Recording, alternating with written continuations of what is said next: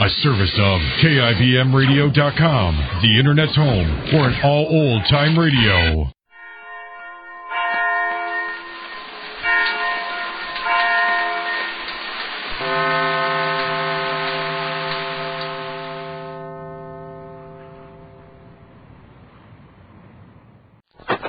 Now, as gunshots echo across the wind-swept, snow-covered reaches of the wild Northwest, Quaker Puffed Wheat and Quaker Puffed Rice, the breakfast cereal shot from guns, present the challenge of the Yukon. It's Yukon King, swiftest and strongest lead dog of the Northwest, blazing the trail for Sergeant Preston of the Northwest Mounted Police in his relentless pursuit of lawbreakers. One king, one whiskey. Gold discovered in the Yukon. A stampede to the Klondike and the wild race for riches. Back to the days of the gold rush. With Quaker Puffed Wheat and Quaker Puffed Rice, bringing you the adventures of Sergeant Preston and his wonder dog Yukon King as they meet the challenge of the Yukon.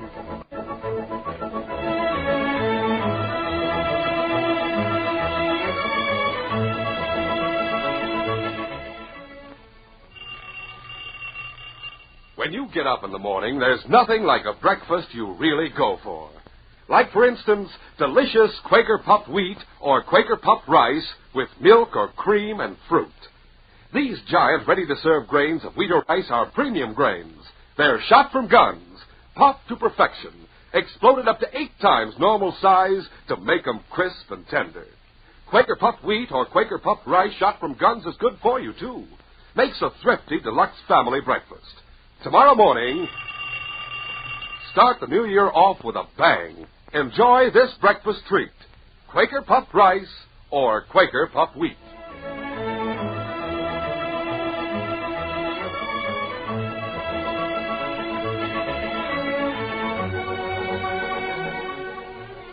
Frank Weaver and his young wife Amy had staked a small claim on the Bonanza Creek a few miles from Dawson City.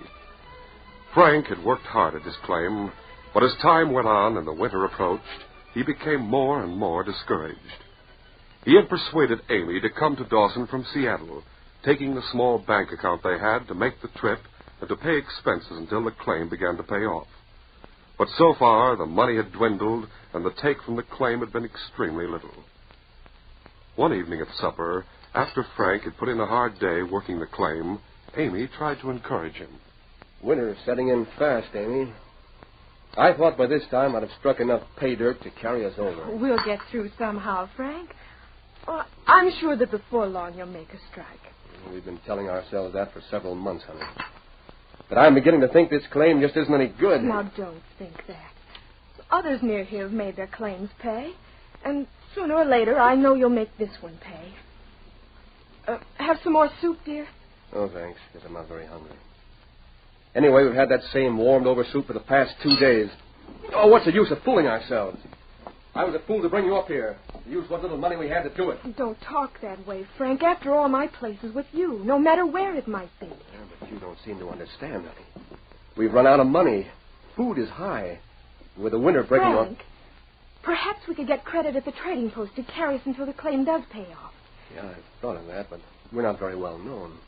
And they know I haven't been getting much of anything from the claim here. It wouldn't hurt to ask anyway. Why don't you take the dog team right now and go into Dawson to the trading post? Well, if they should give me credit and I couldn't pay later, we'd lose the dog team. And the claim, too. You've got to face it, dear. We certainly can't keep the dogs if we can't feed them. Or ourselves. It's a chance we'll have to take. And then hope for the best. Well, all right, honey. I'll go to the trading post and see what I can do. If they won't give me credit, well, I guess the only other thing will be to try to sell what we have and get back to Seattle somehow. Frank hitched up the dog team and set out for town. Later that evening, he stopped in front of the trading post. Oh there. Frank stood for a moment, hesitating. He could see several men standing around the big stove inside as he gazed through the window. Well, here goes. If I don't get credit, we're sunk.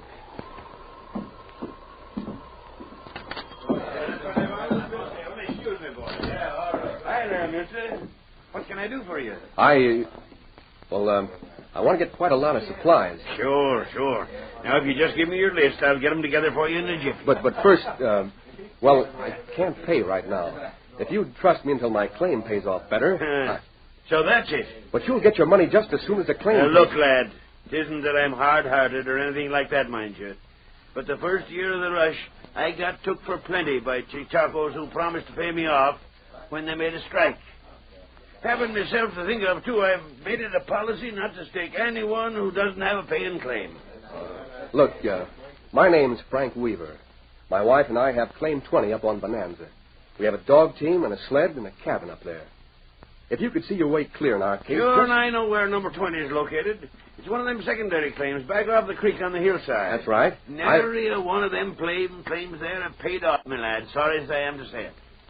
It'd be better for you to cash in for the little you'd get on your dog team and cabin right now and save yourself a lot of grief. But winter's setting in, and we couldn't get out of the territory even if we wanted to, especially if I sold the dog team. Sure, and a good many will find themselves in the same predicament, Weaver. Well, I feel sure if you let me have the supplies, I'll make that claim pay off. Sorry, my lad, but I just can't do it. 'Tis several useless cabins on bad claims I have on my hands already for unpaid accounts.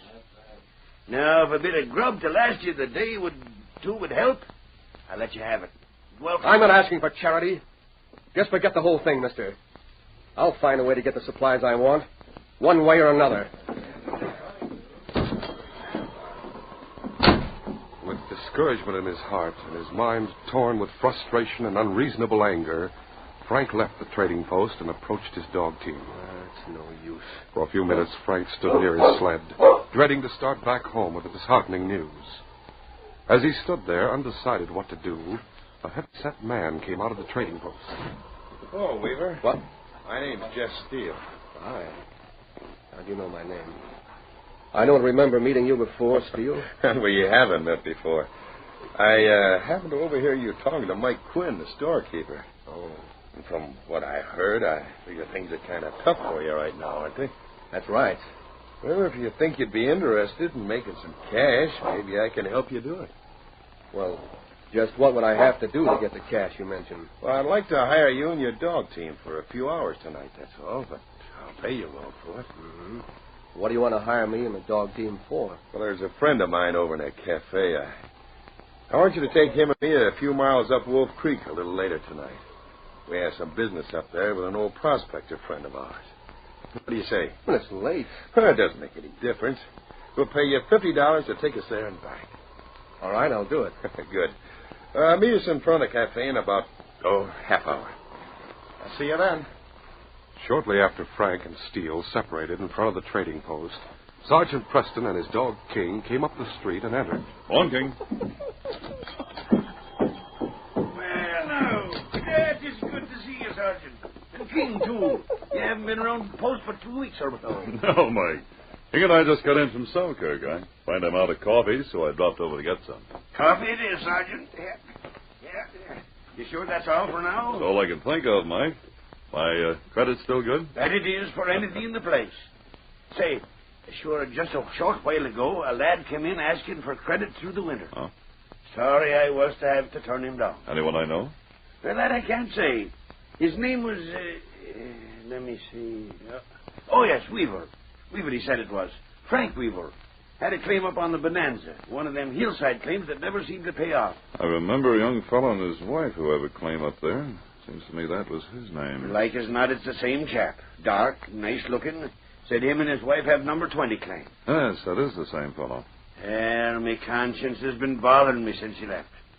Poor lad, he was that upset, he went out and slammed the door behind him. See? He said they were out of money, but he still seemed sure he'd make a go of it if they could get through the winter. Sure, and he looked so desperate when he left, saying he'd get supplies one way or another. It set me to thinking that it did.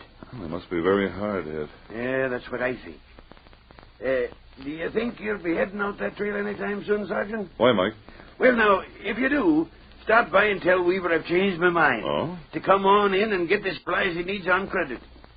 The look on his face will haunt me all winter if I don't give him the credit he asked for. I'm glad you changed your mind, Mike. I promise you won't lose by it. King and I will go up there in the morning and give them the news. Good, that'll be a relief to my mind. I'm sure it'll be a relief to them, too. Good night, Mike. Good night. Come on, King. Meantime, Jeff Steele had entered the cafe and sat talking to a short, stocky man. Yeah, I've got a perfect setup for pulling that job you spoke of earlier, Shorty. That is, if it'll be worthwhile, like you said. Look, like I told you, I happen to know that old prospector Jim Nason up on Wolf Creek has got plenty of gold right there in his cabin. I heard him boasting about it in here today. It ought to be worth going after, then. Yeah, it would be. How do we make a getaway without a dog team, Jess? We try to buy one, people know we must be fixing to leave Dawson. Don't worry, I have that all fixed. Oh, yeah? How? Hey, look, a newcomer, Chichaco, named Weaver, was in a trading post a short time ago trying to get credit. He was turned down and got upset. As he went out, he said he'd get supplies one way or another. Well? I followed him out and made a deal for him to take us up Wolf Creek with his dog team and sled. Told him we'd pay him $50 if he'd go tonight. $50? Yeah, don't worry. He's dope enough to think we're going up to see a friend on business. You'll have a surprise coming when we get out there. Come on. He's going to meet us out front, and it's just about time. Yeah, but if that fellow Weaver finds out what we're going there for, Jess... I've got everything planned out, so you don't have to worry about a thing. Now, come on, let's get going. Jess Steele and his friend Shorty left the cafe and found Frank Weaver waiting outside with his dog team as he had promised. The three men set out along the well-beaten Wolf Creek Trail. The cold, gusty wind swirled the light, dry top snow in white, dusty clouds behind them as they moved along, obliterating any tracks they might have made. Sometime later, they stopped before a remote cabin. Oh there. Oh. Well, Weaver, this is a place. Our business is rather private, so I wonder if you'd mind waiting outside for about 5 or 10 minutes. Why, I guess I can stand it. If you're sure you won't be any longer than that. We won't. Don't worry. Come on, Shorty. Let's get inside and get this over with. Frank watched as the two men went to the cabin and entered without knocking. For a few minutes, he heard nothing but the wind. Then his attention was attracted by the voice of an old man raised in fear and protest inside the cabin. What's that? A moment later, Frank was startled by the sound of a muffled shot. The shot was inside the cabin. I better go see what happened. As Frank reached the door, it suddenly opened. Steele barred his way, but not before he saw a sight inside that gripped him with sudden fear. Get back to the sled, Weaver. Hey, that old man lying on the floor. You shot him. That's right, we did. Now, get back to the sled and make it fast. What is this, anyhow? Do like Jim says, or you might get a bullet, too, and I'll get going. Put the sack of gold that's on the blanket on the sled, Shorty. Sure. You're right on the sled. I'll follow along behind the Chichaco and have my gun handy. Hey, now I get it. You took that prospector's gold and then murdered him. You're getting a little smarter now, Weaver. Now start the dog team and continue straight ahead. But that's going away from Dawson. I have to get back. My place is on Bonanza Creek. Don't be stupid. You're not going back. We're heading for Selkirk, and you're going with us. After the threats you made in the trading post to get supplies one way or another, they'll blame you for what happened when you turned up missing. Now get going.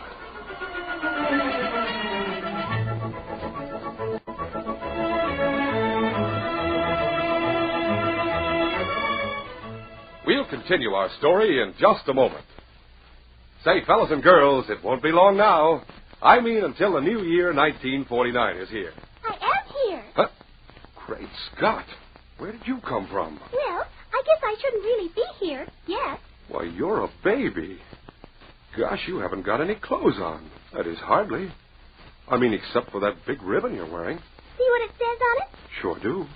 It says 1949. That's right. That's who I am. Oh, so you're the new baby New Year. Right. But you're a bit early, aren't you? Roughly by about some 6 3/4 hours. I was just checking up. Oh. On New Year's resolution. Made any? Me? Oh, you bet. And I was about to tell all the fellows and girls about a resolution everyone ought to make. What's that? It's to eat a good, nourishing breakfast every morning the year round. Oh, that's a swell idea. It's so easy to keep, too. Especially if you include big heaping bowlfuls of swell-tasting Quaker puffed wheat or Quaker puffed rice with milk or cream and topped with fruit. Sounds good. It is. Quaker puffed wheat and Quaker puffed rice are shot from guns to make them crisp and tender. Yes, these king-size premium grains are actually exploded up to 8 times normal size to make them bigger and better tasting. And what's more important, Both delicious kinds furnish added food values of restored natural grain amounts of vitamin B1, niacin, and iron. You mean they're good for you? You bet. And for variety, you can eat Quaker Puffed Wheat one day, Quaker Puffed Rice the next. Boy, I can hardly wait. 1949 is going to see me trying them. And fellas and girls, don't you be missing out. In 1949, eat Quaker Puffed Rice and Quaker Puffed Wheat, the ready-to-serve breakfast cereal shot from guns. Ask Mom to start the new year off with a breakfast treat that can't be beat. Get next to those big red and blue packages of Quaker Puffed Rice and Quaker Puffed Wheat.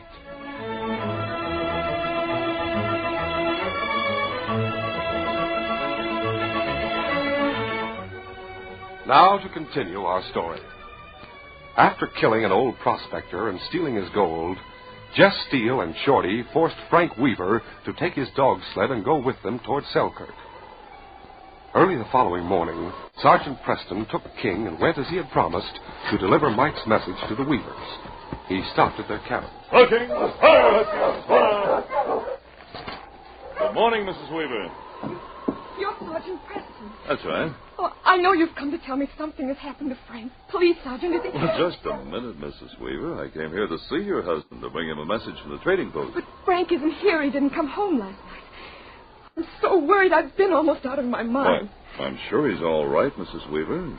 He was a bit upset, I understand, because Mike Quinn at the trading post refused him credit, but... Poor Frank, that was his last But hope. Mike changed his mind. I came to tell you and Frank that you can have all the credit you want. Thank heaven. But Frank, where can he be? Well, don't worry, I'll try to find him. Perhaps you'd better get your wraps and come to town with me. You could wait at the trading post until I do find him. Yes, I couldn't stand waiting here any longer. I'll get my things and be with you in a few minutes, Sergeant. Do come in. Thanks. Monkey, I won't be a minute. let me help you with your parka. Thank you. We ran entirely out of money and supplies. Oh. Poor Frank was so terribly upset about it all. And so I heard. When you get to town, Mrs. Quinn will give you breakfast, and then when Frank's found, you and he can get supplies and bring them out here. Oh, Mrs. Weaver, may I have something of your husband's, a glove or something like that? Well, yes, of course. Here's a glove of his. But Well, just in case I have to trail Frank, King can get the scent from this glove. Now, we'd better get started. Come along, fella.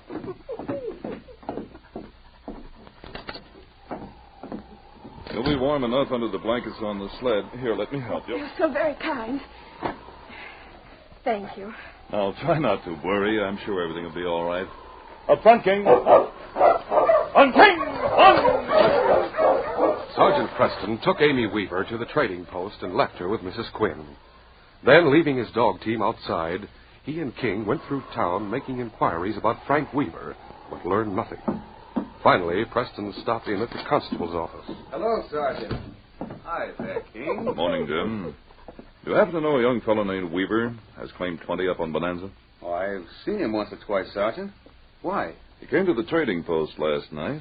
When he was refused credit, Mike says he looked desperate. And as he went out, said he'd get supplies one way or another.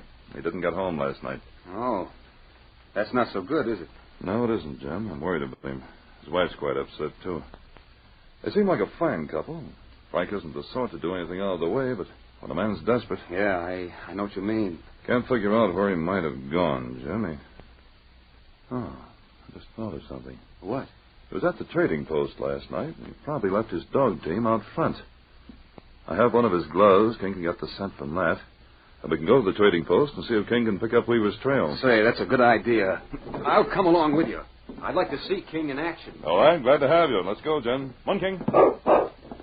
A short time later, Preston and the constable stood in front of the trading post. Preston held out Frank's glove for King to sniff. Then he spoke a command. Find him, King. Find him, fella. As the two Mounties watched, King put his nose to the frozen ground and circled around, trying to find a scent that was similar to the one on the glove. The intelligent dog seemed to know what was expected of him, and he moved in an ever-widening circle. Then suddenly he barked eagerly, ran a short distance, then stopped and looked back, still barking. He's found Weaver's trail, Jim. Well, what do you know? After him, fella. Find him, King. On, King! On! King headed up the main street. Reaching the cafe, he circled a few times, then started in the direction of the Wolf Creek Trail. Preston and the constable hurriedly followed King with the dog team and finally approached the old prospector's cabin. King had stopped there in seeming puzzlement. Then, as the two men came along with a sled, the great dog turned toward the cabin and sniffed at the door. King started past this cabin at first, but now he's sniffing at the door. Yeah. What do you make of that? Well, I'd say that Weaver went on up the trail, but that he stopped here at this cabin first. I'll go in and ask about him. Come on.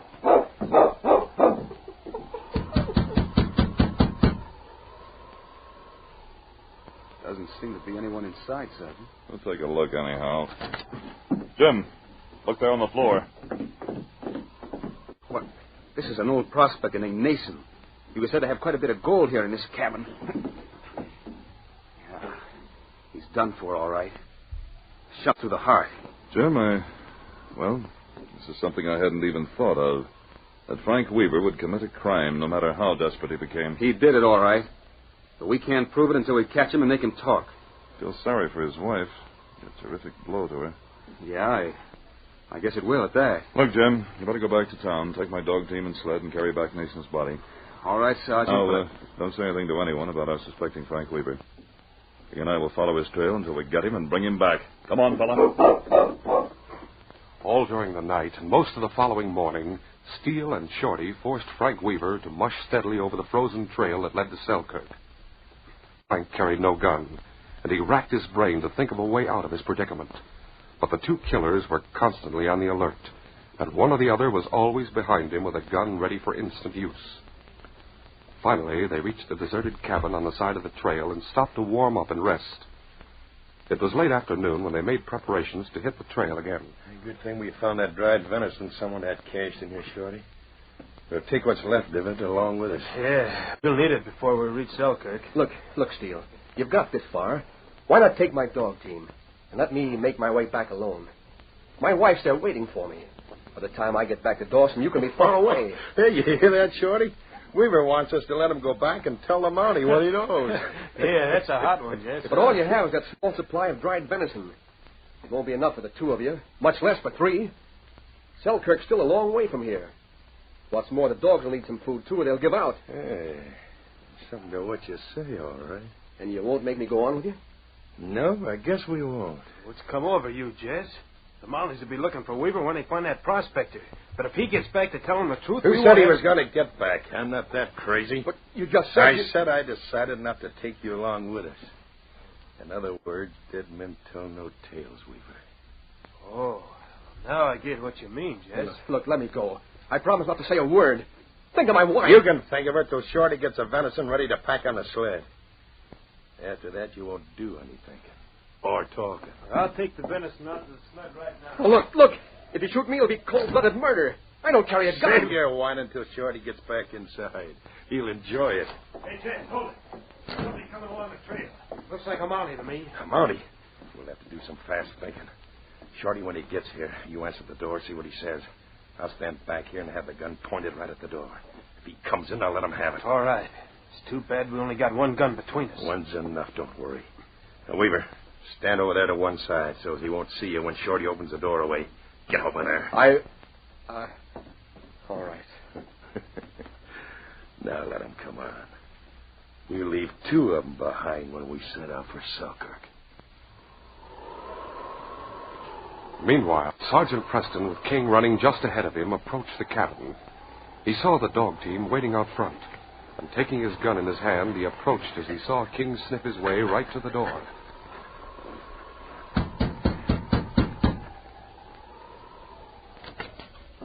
Oh, hello. I didn't expect to see a Mountie. You live here? I sure do. I suppose that's your dog team. Well, yeah. Just getting ready to go after more supplies. I'm looking for a young man with the name of Frank Weaver. Tall, rather dark. You seen him? No, can't say I have. Nobody's been by here for several days. You lie, mister. Weaver What? did come by here, and he entered this cabin. Now, if that's the way you feel about it, why don't you come in and have a look? I think I will. Step aside. Look out, Sergeant. Look out, get him. No, you won't. Oh, now, get the Mountie. Even as Frank Weaver, jumping in front of Jeff Steele's gun, took the first bullet intended for Preston, the great dog King, without waiting for a command, lunged forward. And as Steele raised his gun for another shot, grabbed the killer by the arm and dragged him to the floor. Now, take him out. I'll get got you, Molly. At the same moment, Shorty grabbed for Sergeant Preston's gun arm. But Preston, twisting aside, lashed out with a smashing blow to the jaw. No, you don't. Oh! You killed me. Get him away. Come, King. Easy, fella. Watch them, boy. They planned to kill you as you came in. Oh, my God. Then they were going to kill me. You took the bullet meant for me, Weaver. I'll fix that up. Just hit your right shoulder. They killed an old prospector. Made me come with them. He lies. The whole thing was his idea. I'll take all three of you back to Dawson City. After we get there, I'm sure we can find out the truth about everything. Putting Frank on the sled, Preston handcuffed the other two together and started back to Dawson. The next afternoon, after a long session in the constable's office, Preston, with King and Frank, entered the trading post. Frank! Oh, Frank, is everything all right? Yes, Amy. We finally got the truth from the two killers, Mrs. Weaver. I'm glad to say Frank's been exonerated. Thank heaven I knew he wasn't guilty. I felt sure of that, too, when he took the bullet intended for me. If he had been guilty, he wouldn't have done that. Sure, it was a mighty fine thing for him to do that, it was. Did you tell him the news, Sergeant? What? Yes, Mr. Quinn, he did. I feel sure I'll make good at the claim. I heard something else today that makes me think you will, my lad. Two claims right next to yours have struck it rich. What? Amy, did you hear that? And with yours in the middle of both of them, you can be sure there's gold there. Oh, isn't it wonderful, Frank? It sure is. You know, King's fast action at that cabin sure saved the day. You'd have had your hands full with the two of them, Sergeant. Oh, he's certainly a wonderful dog. To think because of him, Sergeant Preston was able to trail you and reach you in time. Did you hear that, boy? That he does. Sitting there with his ears perked up and sort of grinning like. King's happy, all right, Mike. You see, he knows the case is closed.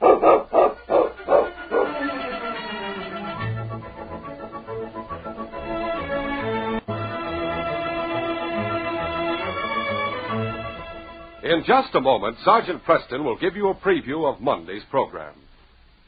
Well, sir, fellows and girls, tomorrow is the first day of a new year. And right here is someone who wants to say something to each and every one of you. Here is Sergeant Preston himself. And naturally, I don't have to tell you that King is here, too, right beside him. Fellows and girls, King and I want to wish you a happy new year.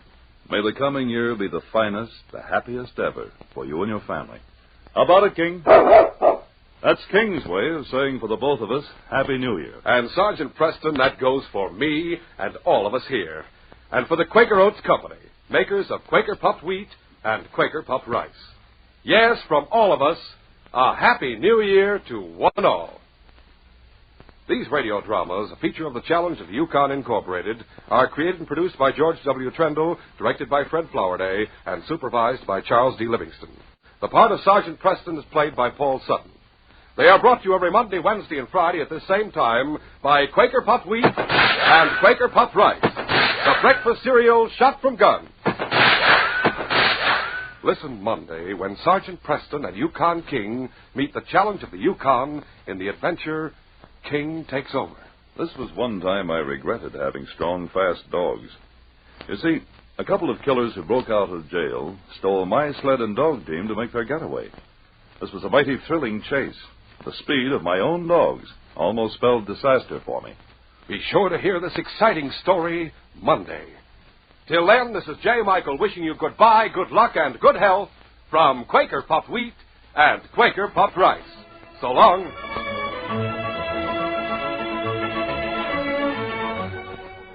For a delicious hot breakfast, eat Quaker Oats. The giant of the cereals is Quaker Oats. Yes, the giant of the cereals is Quaker Oats. Delicious, nutritious, makes you feel ambitious. The giant of the cereals is Quaker Oats. Say, boys and girls, if you want to be a star someday in sports and activities, then start on good Quaker Oats breakfast tomorrow. Because nourishing oatmeal gives you more growth and endurance than any other whole grain cereal. Still less than 1 penny a serving. Quaker and Mother's Oats are the same. This is ABC, the American Broadcasting. Your Auto Light dealer presents your favorite friends from Gasoline Alley.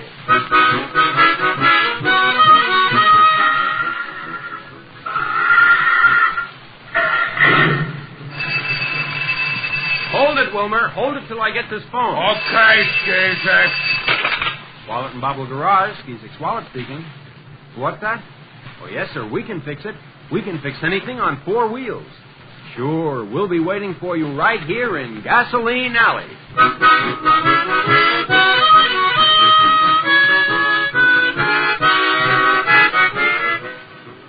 Yes, it's Gasoline Alley, the comic strip that's a favorite in more than 100 great newspapers. In this episode, the adventure of the fanciful feminine touch. The boys learn that it's only a man's world because the women haven't bothered to take it over yet. But first, a word from the friendly Autolite dealer in your own hometown.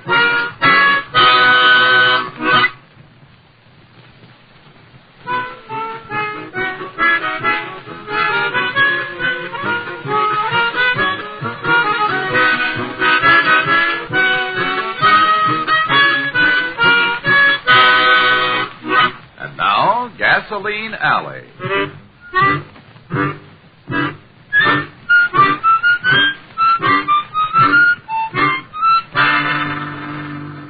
Right now, Wilmer is trying to talk Skeezicks into attending a better business convention in town. Of course, the fact that free refreshments will be served has nothing to do with Wilmer's sudden interest in the convention. Gosh, Skeezicks, we ought to go to the convention. Those kind of contacts are important for public relations. Well, who'll be at the garage to take care of the customers? Mr. and Mrs. Roach are going on a long trip tomorrow, and I promised we'd have their car ready by 5 o'clock tonight. Who cares about Mr. and Mrs. Roach? He lets us tinker around with his old car, sure, but he never sends any of his bus line business our way. How often do I have to tell you, Wilmer, that a good mechanic is like a good doctor? He does his honest best for everyone, no matter who they are.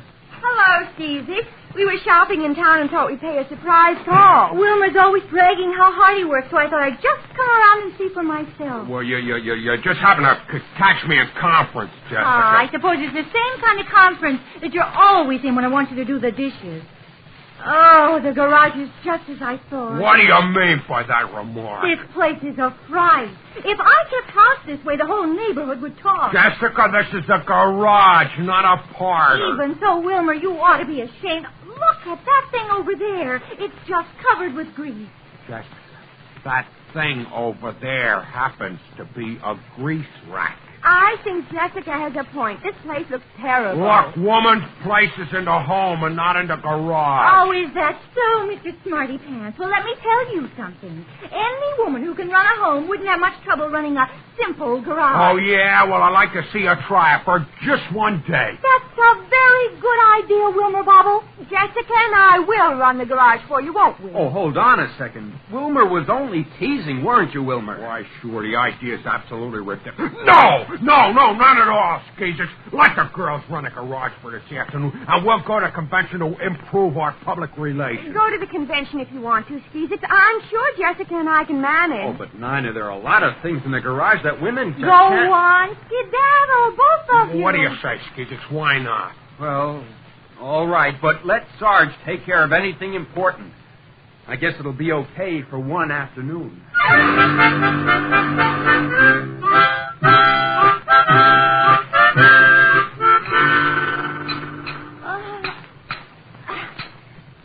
That seems fine now. Do you want this piece of wire? Oh, I don't think I'll bother. It looks good enough the way it is. It looks lovely, Nina. I always said this office needed a set of chintz curtains.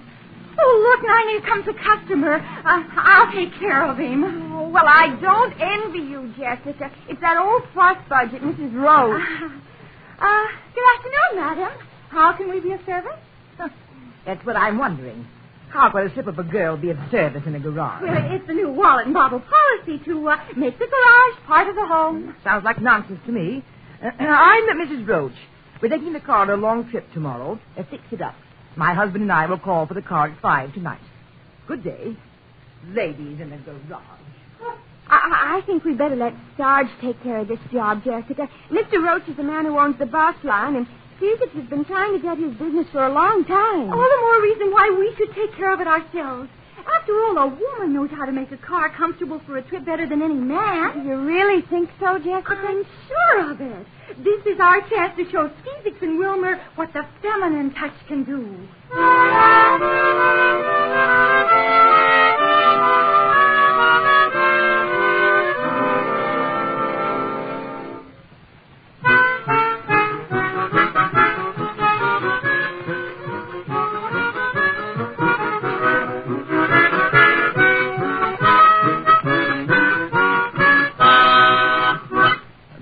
back to Gasoline Alley and the adventure of the fanciful feminine touch.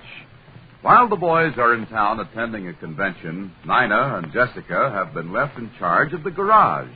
At the moment, Nina is running an errand and Jessica is talking to Sarge. Well, are you sure you don't want any help, Mrs. Bobble? Oh, no, thank you, Sarge. Nina and I can take care of it. Oh, Nina, we better start right in on the Roach auto. I'll polish the windshield. Here are cigars and cigarettes for the glove compartment. Oh, fine. I hope Mr. Roach likes Moby Dick cigars. The salesman said they were a whale of a smoke. Is the interior clean? You know how nasty it is riding for any distance in a dirty car. Oh, yes. I vacuumed the floor and beat the traveling rug before I left. Good girl. Can you think of anything else? Well, this is a box of cookies in case they get hungry along the way. And here's a thermos of coffee for them. I guess we've thought of just about everything. I'll wear out the windshield if I polish any more. Jessica, I just thought of something. Don't you think maybe we ought to look at the motor? What for? Mrs. Roach managed to drive in here with a car, so there can't be anything wrong with the motor. Oh, I don't suppose so. Well, if you think the job's finished, here's some blue ribbon I got for the car. Why blue ribbon? Well, I thought it would be nice if we sort of wrapped up cars when they were ready for delivery. What?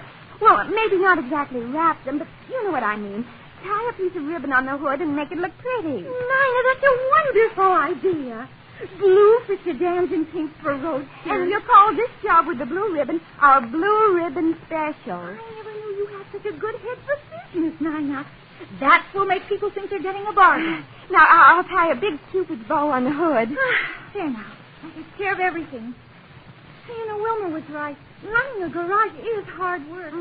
But we can take a rest for a few minutes. Oh, no, we can't. Here come the boys. Hello, Nina. Hiya, Jessica. Hi. Well, how'd it go? How do you like being grease monkey? Jesus, look at the office. It seems to be on fire. Oh, poor Wilmer Bobble. Those are just red chintz curtains. I think they look real cute. Curtains in a garage. Whoever heard of such an idea? It was Nina's, and I think it's a darn good one. And just look, you have a clean floor for once. No oil stains or anything. You could eat off it now. But no one comes into a garage to eat off the floor. We'll be the laughing stock of town. Oh, Jesus. I hope you don't feel that way. Well, of course not, honey. I think you've done a swell job. What's the blue ribbon doing on that automobile over there? Oh, that's how we wrap cars for delivery. That's Mr. Roach's car. We did all the work on it ourselves. You mean to say you and Nina worked on Mr. Roach's car? Didn't Sarge help you? Well, we didn't want help, did we, Nina? No, that's our Blue Ribbon Special, and we're very proud of it. But the car's going on a long trip. Did you check the ignition system? No. Well, how about the spark timing? Did you make any adjustments? No. Well, did you go under the hood at all? No. Oh, Skeezer, this is terrible. What are we going to do? There isn't very much we can do. Here come Mr. and Mrs. Roach now. Stop fretting, you big baby. Nina and I will handle them. Young lady, it's 5 o'clock. Our car should be ready. It certainly is, madam. Right over here. Well, what'd you do to her? In the glove compartment, you'll find cigars for yourself, sir. Cigars? By George, I knew there was something I forgot to buy this afternoon. Cigars. What kind are they? Moby Dick, sir. By George, that's just my brand. Moby Dick's, a whale of a smoke. Get it? Moby Dick's, a whale of a smoke. I bet you never heard that before. Oh, no, sir, I didn't. That's very good. And on the back seat, Mrs. Roach, you'll find cookies and coffee in case you should get hungry along the way. Well, that's a very good idea. Cookies and coffee. By George, Bobble, you seem to have thought of everything. Now, just step inside here and see how the motor sounds. It's Jesus. I wish I was a million miles away.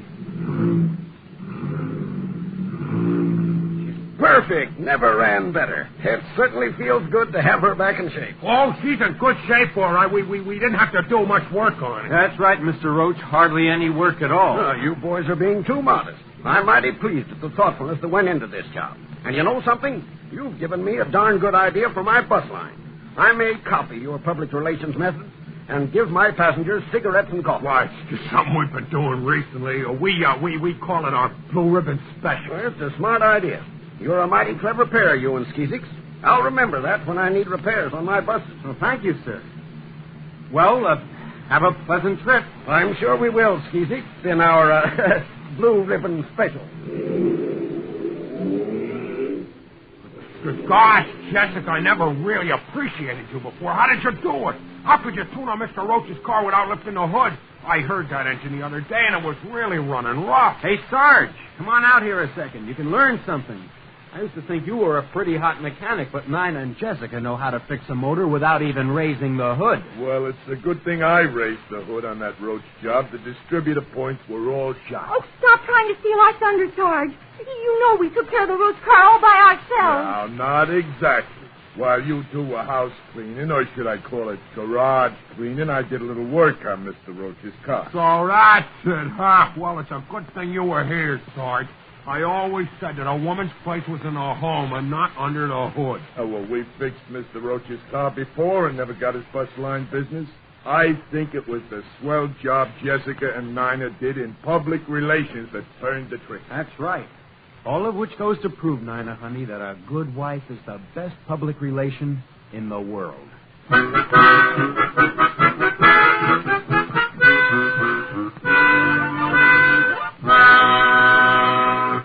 Your Gasoline Alley friends will be back in just a moment. Now a word from your own Autolite dealer.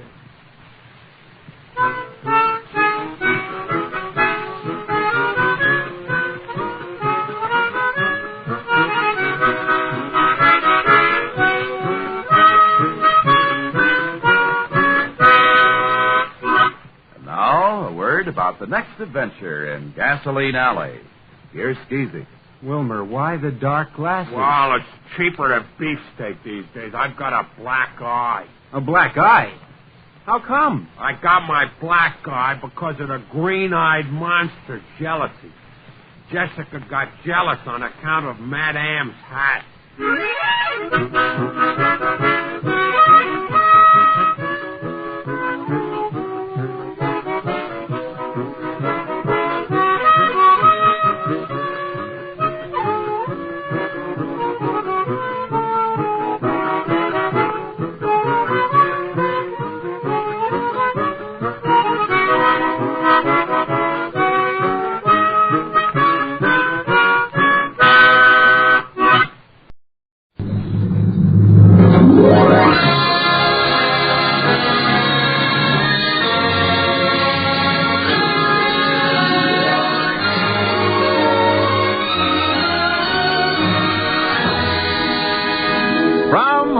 Procter & Gamble brings you the Red Skelton Show, starring Red Skelton, David Rose and his orchestra, our singing stars, the Four Knights, Gwyneth Felton, Lorene Tuttle, Pat McGeehan, and yours truly, Rod O'Connor.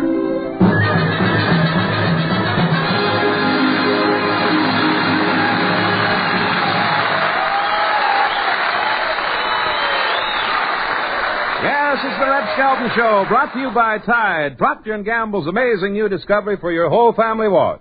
Tide's in, dirt's out. Tide gets clothes cleaner than any soap. Any soap? Yes, any soap. Tide gets clothes cleaner than any soap. T-I-D-E, Tide.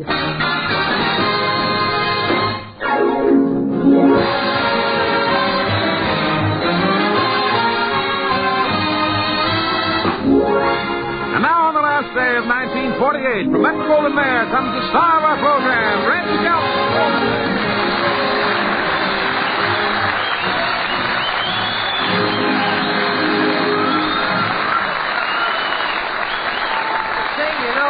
I think we got half of Northwestern out here tonight. Started early, huh? Thank you and good evening, ladies and gentlemen. Hey, Rod, they finally caught those two guys. What two guys? Voted for Wallace. Oh, where have you been, buddy? I haven't seen you in a few days, buddy. Oh, I saw you yesterday, buddy, down by Schwab's drugstore. You were limping. What happened? Did you sprain your ankle or pull a ligament reaching for a laugh? Huh? No, I forgot to take the walnuts out of my Christmas stocking. Well, Rod, 1949 will soon be here. Tell me, Red, how did 1948 treat you? Very seldom. No, it was good to me. I got a new son, new sponsor. Mm-hmm. My family had quite a setback. Now, you take my Uncle Warren, for instance. Mm-hmm. He's in the band back here. He's the 8-ball with the legs. What happened to him? Oh, he got drummed out of the Boy Scouts. They caught him trying to start a fire rubbing a Democrat and Republican together. Say, I saw him a few minutes ago. He started celebrating a little early, didn't he? Yeah, right after Christmas. 1924, I mean. He made one nice New Year's resolution, though. In 1948, he's going to look for a job.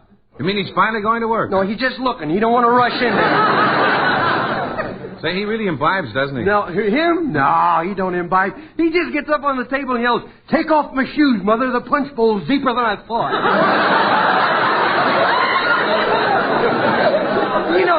Some people really make themselves look ridiculous when they celebrate. Like last year up on the boulevard here, some guy got up in the tree, up on one of those Christmas trees, and he kept yelling, "I'm a monkey, I'm a monkey, I'm a monkey." Well, no kidding. How'd they get him down? 7 cops offered me bananas. Hey, are you and Sylvia going to a club to celebrate? No, we haven't decided how we'll bring in the new year, but I'd like to do something different. Why don't you try going home?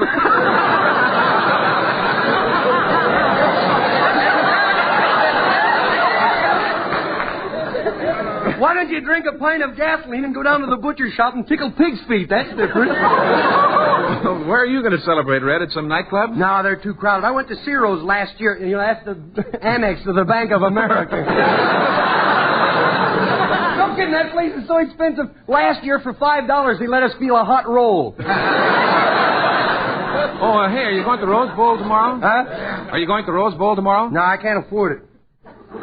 What, you can't afford tickets to the game? Can't afford the parking lot.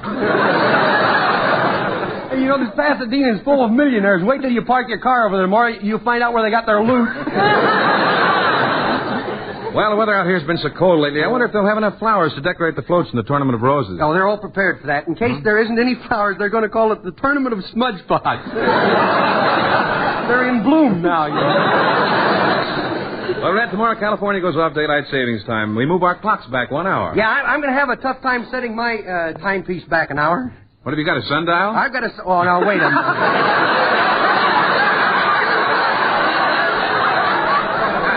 He's mad because I told him to go home.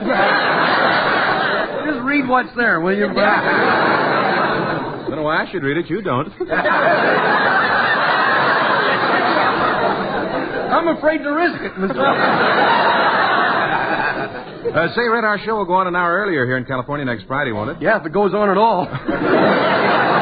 There's so many changes in radio nowadays. Hey, you know what NBC means now? No. No Benny Corn.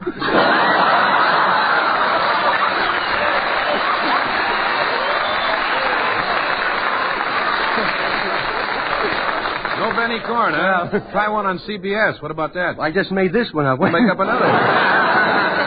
CBS? Yeah. Can Benny survive?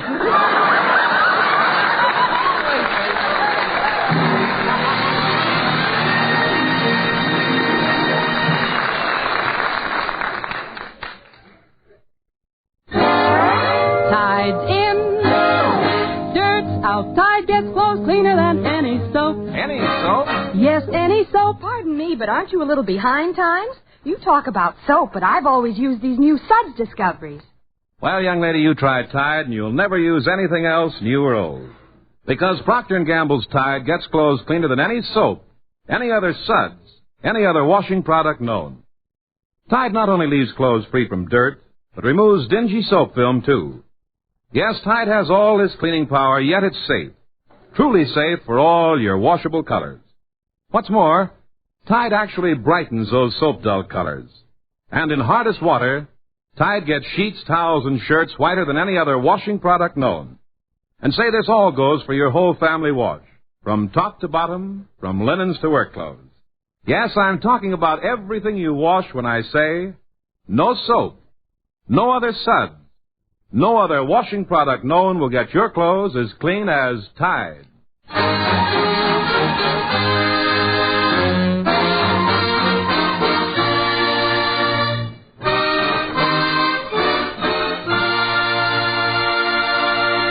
Now, here are the 5 nights. I'm singing with you, boys. Here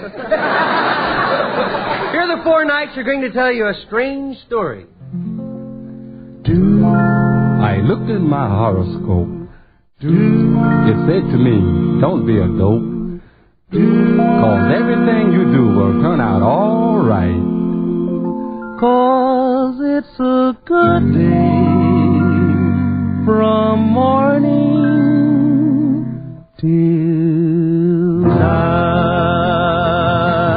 Oh, it's a good day for singing a song, and it's a good day for moving along. Yes, it's a good day. How could anything go wrong? A good day from morning till night. Hallelujah, it's a good day for shining your shoes, and it's a good day for losing your blues. Everything to gain and nothing to lose, 'cause it's a good day from morning till night. I said to the sun, good morning, sun, rise and shine today. Well, you gotta get going if you wanna make a showing, and you know you got the right way. It's a good day for paying your bills, and it's a good day for curing your ills. So take a deep breath and throw away your pills. It's a good day from morning till night. Oh, it's a good day for singing a song, and it's a good day for moving along. Yes, it's a good day. How could anything go wrong? A good day from morning till night. So happy New Year from all of us here. We hope the New Year will bring you good cheer. So happy New Year. Happy New Year. May all your days be bright. For the New Year is coming tonight.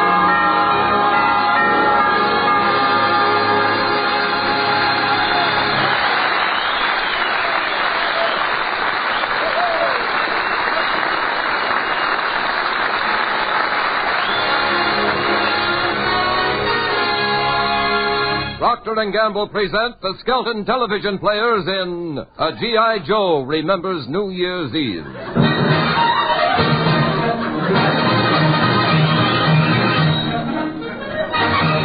My name's Willie Lumplump.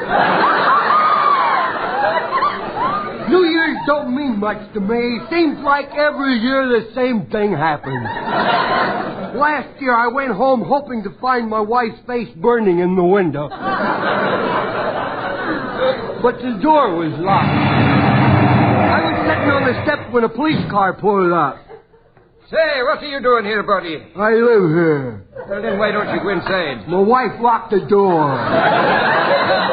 Well, ring the bell. I just did. Well, ring it again. Huh? Ring it again. Nuts to him. Let him wait. Look, officer, don't run me in, will you? Every New Year's I get runned in for something. I'm a lonely man. I ain't got a friend to my name. Well, aren't you forgetting your wife? I'm trying awful hard to. Every New Year's Eve she gets me into trouble, all because of her. Like back in 1943. I came home on furlough and she was gone. And there I was in my little apartment all alone with my can of Sterno. I can't drink coffee. It keeps me awake. Well, anyhow, I walked down the hall to phone my wife. And I heard a whack captain arguing with her husband who happened to be a colonel. But I tell you, I did get a present. I can't remember where I hid it. Oh. It's something you couldn't get from a supply sergeant either. Don't tell me that, you 90-day wonder.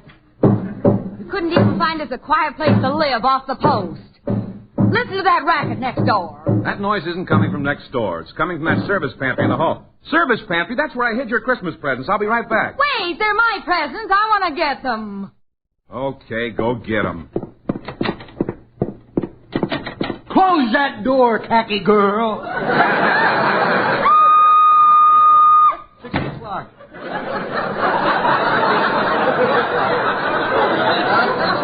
What's the matter? There's a man in there. What? Oh, a private. Come out of there. Get lost, blubber boy. Haven't you learned military courtesy, soldier? Do you see this bird on my shoulder? Yeah? You know what that means? That bird on your shoulder? Yes. Don't tell me you're an Eagle Scout. I used to be a cub myself.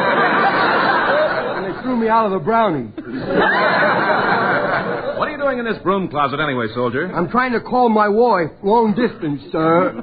Well, the telephone booth is downstairs. And this was going to be there, too, if this operator don't answer for me. I've been jiggling this hook for 2 hours now. Look, soldier, you're in the wrong place. Why don't you go to the right place and leave me alone? Soldier, the phone booth is downstairs across the hall. Well, that's where I am, downstairs across the hall. No, you're not. Oh, yes, I am. You go downstairs across the hall and look in the phone booth, and if I'm there, you come back up here and apologize. What's your name? I said, what's your name? What's your name? Pudding Tame. Ask me again, I'll tell you.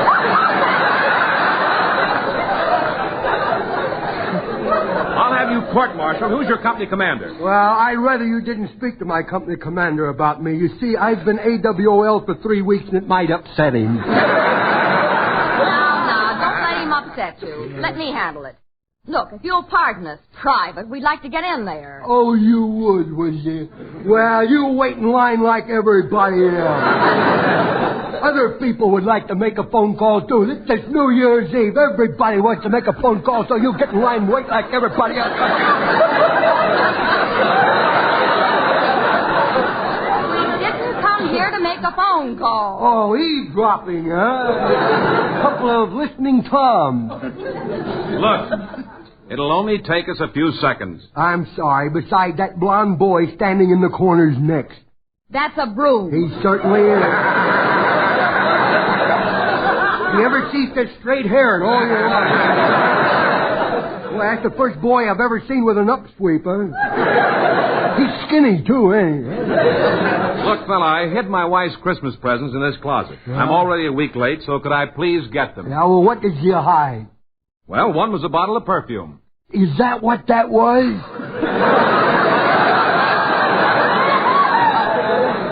You didn't open it, did you, soldier? Don't call me soldier. Private Sweet Breath is good enough for me. Hey, Golly, you're just like me. I hid my presents down in the basement, but I'll never do it again. I lost a tube of... It was the large economical. I lost a tube of shaving cream and a stick razor. When I went for them, they were gone. Somebody stole them. Now, who would take someone else's Christmas present? I don't know, but while I was down there, a clean-shaved rat skipped by. Come on, soldier. You've been in there long enough. Okay. Hey, blonde boy, you better hurry and make your call. They'll throw you out, too. That's a broom. Well, I hope he makes out better than I did. See, here are your Christmas presents, dear. Oh, how nice. How nice. I got my wife a present, too, you know. You did? Yeah, don't look for this, because it ain't there. Yeah, would you like to know what I got her? Yes, I would. You would what? What did you get your wife for Christmas? A little nosy, ain't she? Well, she always wanted a string of pearls, but they were too... They were too expensive, so I got her 2 oysters and a piece of string. She can work it out from there. I gotta go call her. She's mad at me because I like to celebrate. You know? Well, now, don't worry about it, soldier. We all bow to temptation now and then. I didn't bow. I fell flat on my face. Well, we'll let you go call your wife. Well, thank you very much, Colonel. Now, let's see. You said this was the closet. This must be the phone booth over here. No. That's the elevator door. I know what I'm doing.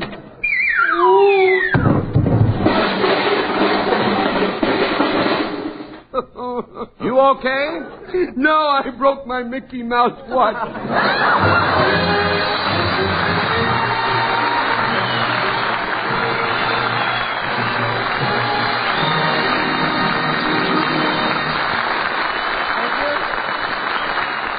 And now David Rose and his Procter & Gamble Orchestra will play Cole Porter's Just One of Those Things.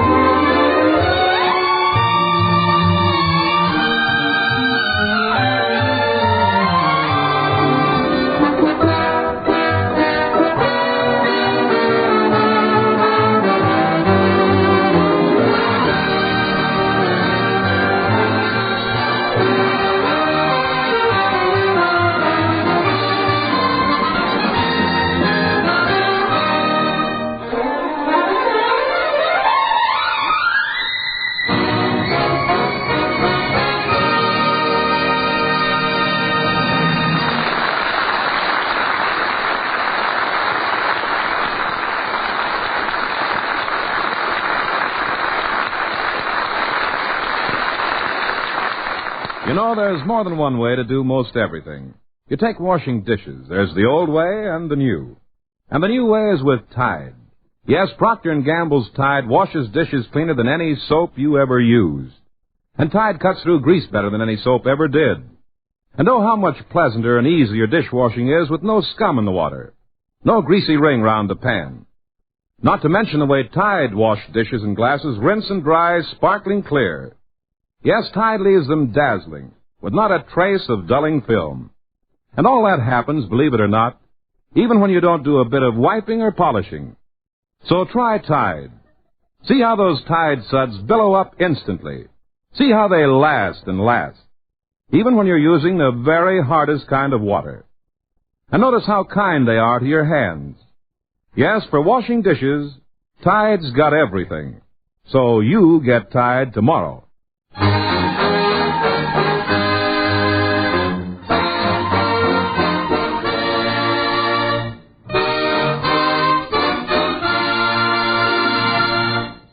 And now, a page from the Mean Little Kid's Diary. Leave it, Derry. We'll milk this tonight. Remember when your folks used to get all dressed up to celebrate New Year's? And you seem to be in the way just like Junior, the mean little kid. Is that you? Yeah, kiddo. Come on now, spit it out. Be nice now. Spit it out. Spit it out. Junior, what on earth are you doing to that cat? Don't get excited. I'm not hurting him. I'm not hurting him at all. Spit it out. Come on, spit it out. See, I overheard the secretary of the skunk patrol say there was $2 in the kitty. Now, if I can just get him to spit it out, I can start off the new year very prosperous. Hey, what you all dressed up for? Your father and I are going out to see the New Year. Oh, well, maybe with me here it will refuse to come in. Do you ever think of that? Did I hear my name referred to in someone's conversation? Ah, Pop, me stale breadwinner. Hello, son. Hi. Lorene, are my clean shirts back from Santa Anita? Your dress shirts are in the top drawer of the bureau. Hey, Pop, can you write in the dairy? Hey, what are you wearing anyhow? What are you wearing tonight? My full dress tails. Tails? What you going to do, make a monkey out of yourself? Junior, I think you'd better get ready for bed. I don't want to go to bed. Lorene, have you seen my collar button? Have you seen his collar button? It probably rolled under the bureau. Probably rolled under the bureau again. Well, have you seen my cufflinks? Have you seen They his cufflinks? also probably rolled under the bureau Probably again. rolled under the bureau again. I'll go ask your father. Junior, have you seen Grandpa? He probably rolled under the bureau. Go to your room or do something. Oh, hey, Mommy, where and your Pop going tonight? Well, we're going to the same place we went last New Year's. You mean poor old Namor's got to get out of bed at 3 o'clock in the morning to bail you out again? Now, that's enough. No, hey, what kind of dress is that you wearing? I never seen one like that before. You haven't? No, Well, you it's got an no evening feet. gown. It is? Yeah. How do you like it? Well, don't look now, kiddo, but you got too much stuff crammed in your hip pocket.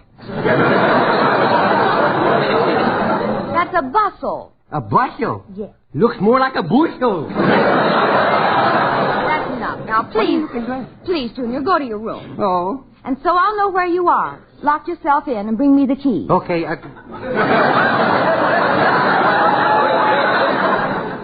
go to me room, lock myself in, and bring you the nuts, the whole family.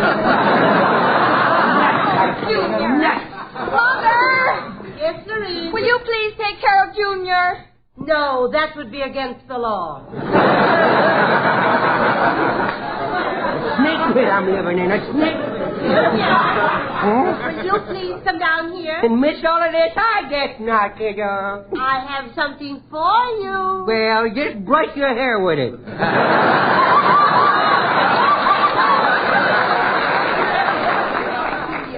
I mean that dart game you got for Christmas, the one you lost. Oh, you found it? I found one of the darts. You left it in my chair. You didn't sit on it. Not for long, I didn't. Oh, goodness me, you probably bend it all out of shape. Oh, boy, me dart game. I'm going to slide down the banister quicker. I'll get me this. Well, boy, I never do that again. Never do that, boy. Somebody put chewing gum on the banister and derailed me. Now, what will you doing up there to upset your mother? Everything I could. I had me reputation to think of, you know. They're planning to get blotto tonight. Junior, your parents are only going to celebrate the New Year. That is an American custom. Oh, yes. Tonight is the night when people get carried away. You said it. Some by the police and some by the ambulance. Hey, look, you make them take a taxi cab wherever they're going, because I know me papa. I know me papa, that stagger juice boy. Besides, I have no desire to attend the orphans' picnic next year. That's a very good suggestion. Yeah. But instead of showing so much concern about them, what plans are you making for next year? Well, I hope to be the imperial potentate of the skunk patrol. Oh. I just hope I'm potent enough. Hey, you know what the skunk said to the bear? No. What? The bear said to the skunk? No, dear. He says, where do you get that stuff? Drive me out of my mind yet. Well, you're already past the intersection, so don't worry. Well, bye. Happy New Year now. Happy New Year, Mother. Happy New Year. And you too, son. Good night. He's loaded already. Well, goodbye, everybody.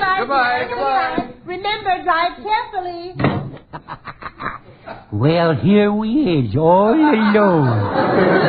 Yes. But I'm not afraid. I'm going to let you stay up with me and welcome in the New Year. Oh, really? Now, come on. Sit on my lap. Okay. Oh, wait. Whoa. Say, you lost some weight. Huh? You're not as springy as you used to be. You're just getting heavier, Junior. Oh. It won't be long before I won't be able to hold you on my lap anymore. Well, then I'll hold you on me lap. You will? Yeah, of course, I'm going to need a lot of lap, you know. I say, the large economical size.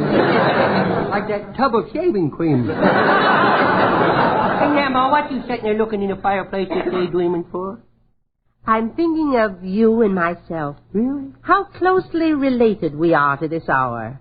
You're 1949, and I'm 1948. The new and the old. Ah, you not so old. Why, you got more teeth than I have, and they're newer than mine.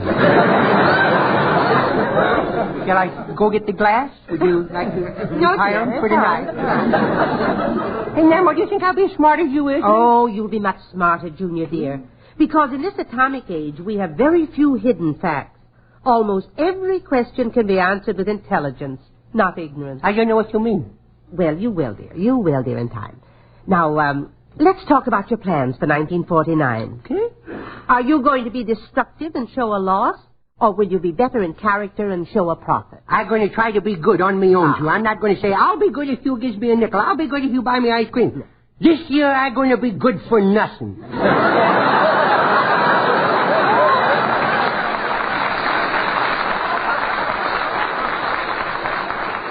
Well, that's one way of making a resolution and not breaking it. But you're not really bad. I don't know. I won't be able to start off the new year with a clear slate. I'll tell you that. There's so many things left to do in 1948, you know. Well, you have a few hours left. Go ahead and do them. You realize what you're saying? You're the natural-born sport, ain't you, huh? Well, first I want to do is slam the door just to see what would happen real hard. Guess what I thought. Guess what I thought. What are you doing? I'm getting ready for 1949. Now for that statue of Little Egg Wipe. Little Egypt.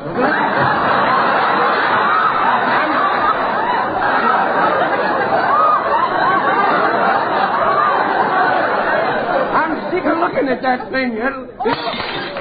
Oh, my beautiful graduation present. You come here to me. Not until I do one thing that I wanted to do for a long time. Feed you a can of that spinach. It's so good for me. Oh, no. Now, you come here to me. No, you can't stop me. I'm hot tonight. Junior. I might really do this upright. I might burn up me playpen. Might even burn up the house. Everybody here. Me with it. Oh, no. You see? You scared yourself. No, I just remembered I don't have no matches. Oh. Well, maybe next year.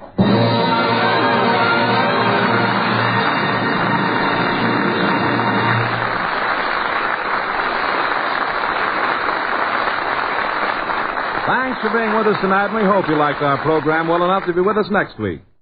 So until next Friday... This is Red Skelton saying thanks for listening, thanks for buying more and more of that Wash Day Miracle Tide. And Happy New Year, everybody. Tide's in how Tide gets clothes cleaner than any soap. T-I-D-E, Tide.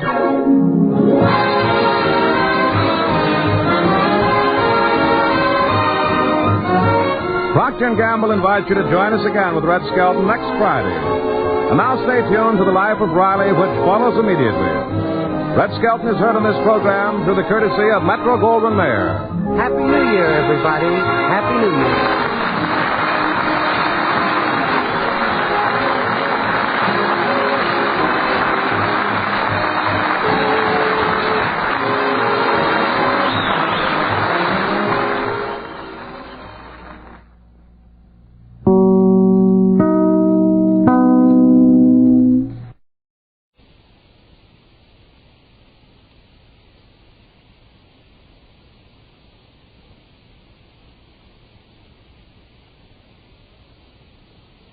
Good evening, ladies and gentlemen. This is Bill Stern speaking to you tonight from Hollywood, California. Bill Stern, the Colgate Shave Cream Man, is on the air. Bill Stern, the Colgate Shave Cream Man, with stories rare.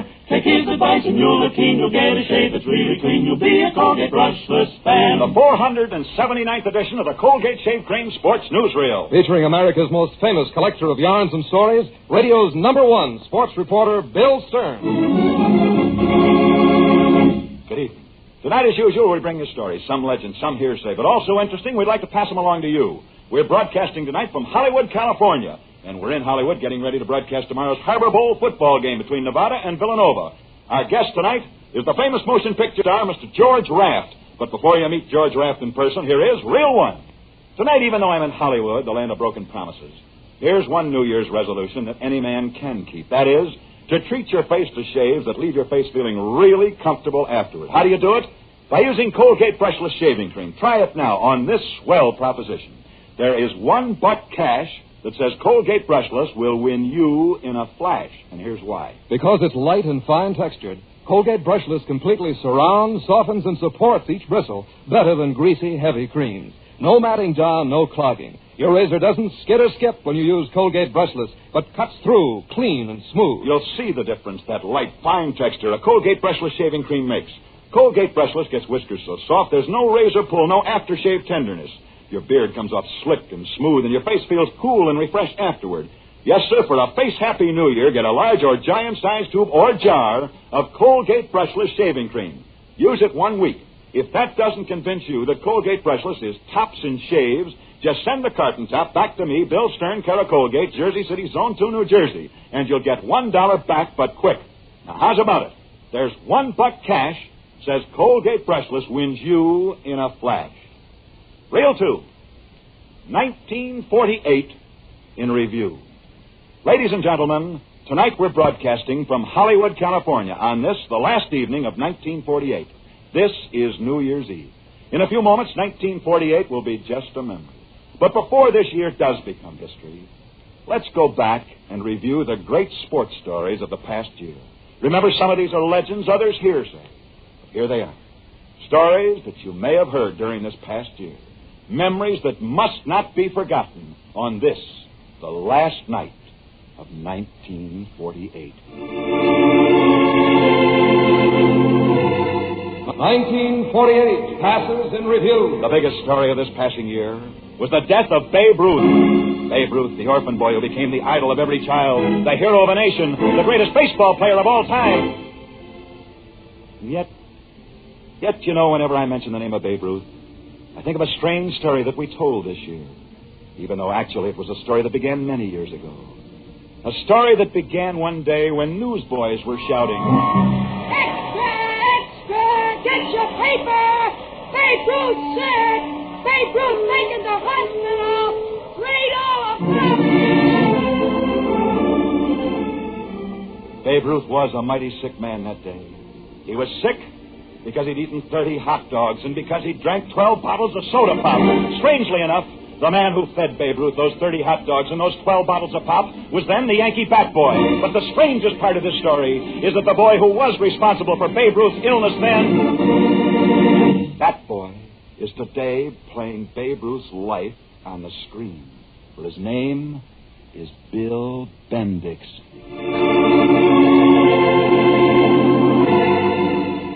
The next story we told in 1948 took place on February the 20th. This was the story of a great wrestler who came out of the University of Pennsylvania, a wrestler named Bob Allman. Bob Allman went on to become a great sports announcer. And as he said on this program last February... Yes, I'm a sports announcer. I broadcast wrestling matches, track meets, and football games. That's the story. The story of a great wrestler who became a great sports announcer. Today, as he said, he broadcasts all kinds of sports events, despite the fact that he is blind. Let's continue with our memories of the great sports stories of this passing year. On this, our last broadcast of 1948. Remember a story we told on August the 6th. Then we were in London, England, broadcasting the 1948 Olympic Games. In London at that time, two British prize fighters, Herbert Bailey and George Pawson, were scheduled to fight.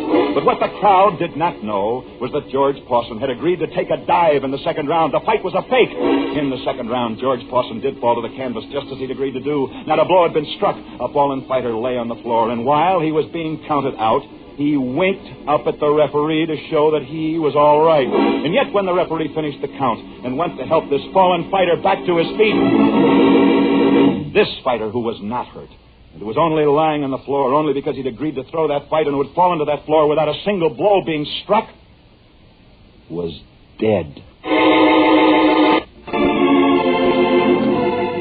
Our 1948 Parade of Memories is passing in review. The next great story we told this year happened on September the 3rd. We can never forget the story we told that day. The story of a big game hunter. A hunter named Shorty. A hunter who last year in Africa shot and killed a lion, a wild buffalo, 5 crocodiles, a hippopotamus, a herd of elephants. Yeah, this hunter named Shorty shot the most dangerous big game animals in Africa. And yet the incredible part of the story is the fact that this big game hunter is a girl. A girl who shot all of these animals despite the fact that she was only 12 years old. Tonight on this last day of 1948, we're retelling the best sports stories we've told during this year. Memories of great sports stars that must never be forgotten. Perhaps the next great sports story of 1948 we told on November the 5th. This was one of the most incredible stories that we told this year. A story that reached its climax only last November. However, the story began several years ago back in the town of Lander, Wyoming. Lander, Wyoming, then, had a baseball team. And everybody in Lander was proud of their team. And yet the week before the team was scheduled to play for the state championship, tragedy struck. Their star pitcher was kidnapped by a rival team. Immediately, the team manager hired another pitcher, a youngster named Lester Hunt, that he had to bring to Wyoming from Illinois. And the youngster named Lester Hunt from Illinois pitched a wonderful game. In fact, he won the baseball championship of the state of Wyoming. Well, that's the story. The story of a baseball pitcher named Lester Hunt, who was brought from Illinois to Wyoming to pitch a game of baseball. But the strangest part of the story is that this man named Lester Hunt, who never would have come to Wyoming except for his ability as a baseball state. However, in remembering the great sports stories that we told during 1948, we must not forget the story of a man who died in jail during the past year. His name was Cyril Walker, and we told this story on September the 17th. Cyril Walker had been a golf caddy. He carried anybody's golf bags for a few pennies. Strange that Cyril Walker should carry anyone's golf bags for a few pennies, because not so long ago, he was the golf champion of the United States. Just a minute, Bill Stern. May I interrupt you for a moment? You certainly may, George. Ladies and gentlemen, may I introduce the famous motion picture star, George Raft. Bill, you've talked a lot tonight about your memories of the past year, the year of 1948. And, Bill, I have my memories, too. Memories not only of this year, but of many other years. Years in which I've watched the greatest sports figures pass in review. Such as who, George? Well, I remember Mickey Walker, Tony Canzoneri, Billy Patrol, Benny Leonard, Barney Ross, Lou Gehrig, Christy Matheson, Walter Johnson, Ty Cobb, Tris Speaker, Red Grange, Bronco Nagurski, the Four Horsemen, Ernie Nevers, Benny Friedman, Bill Tilden, Bobby Jones, Earl Sandy, George M. Cohan. George M. Cohan, why, he was a songwriter. Sure he was, Bill. But George M. Cohan did a lot for sports. You know the story, Bill. Why don't you tell it? I will, George. And thanks a lot for reminding me of it. Several years ago, there was a great athlete named John Shea out at the University of Notre Dame. He was such a great athlete that finally a dinner was given in his honor. A dinner at which the toastmaster was the famous George M. Cohan. And that night, as George M. Cohan got up to speak, he said, "Ladies and gentlemen, we're here to pay tribute to John Shea of Notre Dame. I wish I could say that his great athletic records will last forever, but they won't. Someday someone will come along and beat these records. That's true in sports, but it's not true in my business. I'm a songwriter, and if I write a great song, it does last. Since John Shea is musically inclined, I'd like to suggest that he devote himself to creating music that might last, rather than athletic records that will not last." John Shea of Notre Dame was impressed with what George M. Cohan had said that night. That's why later on, back in George M. Cohan's apartment, he and Mr. Cohan stood around the piano talking of music. And in that room that night, under George M. Cohan's guidance, John Shea began a song that was destined to become America's best-known college march, for it was this night that John Shea wrote the song that's inspired the men of Notre Dame. While her loyal sons are marching onward to victory.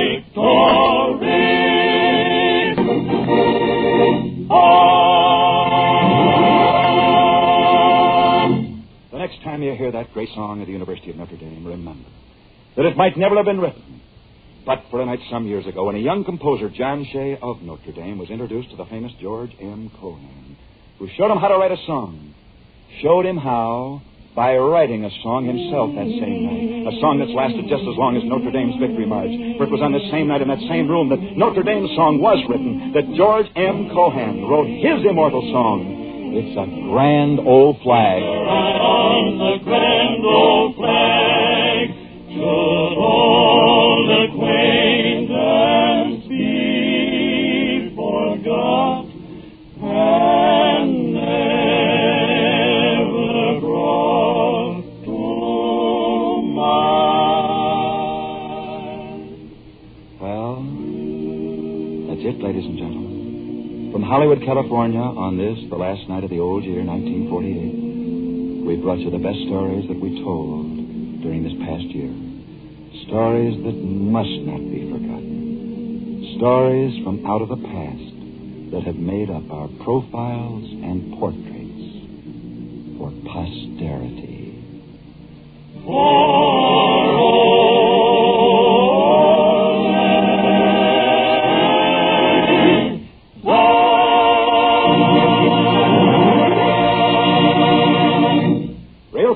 Since we're broadcasting from Hollywood tonight, here's the best in the Far West, Don Stanley.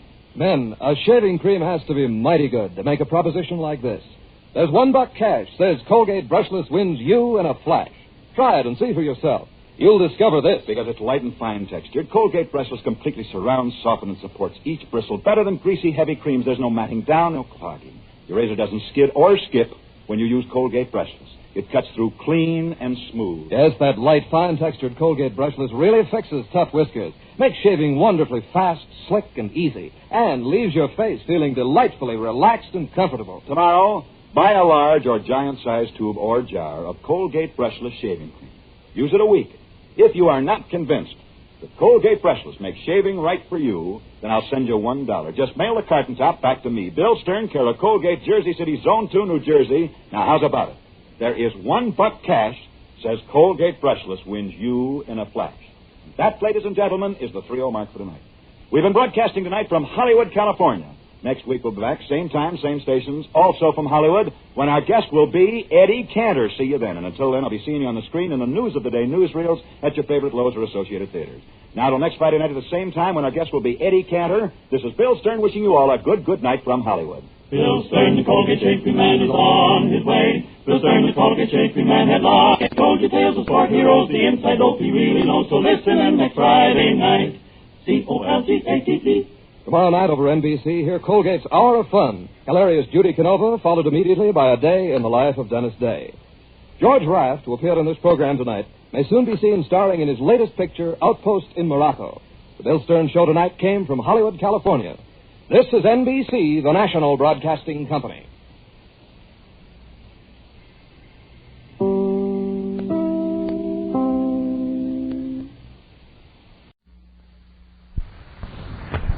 This is Ronald Coleman, inviting you to radio's most dramatic half hour, Favorite Story.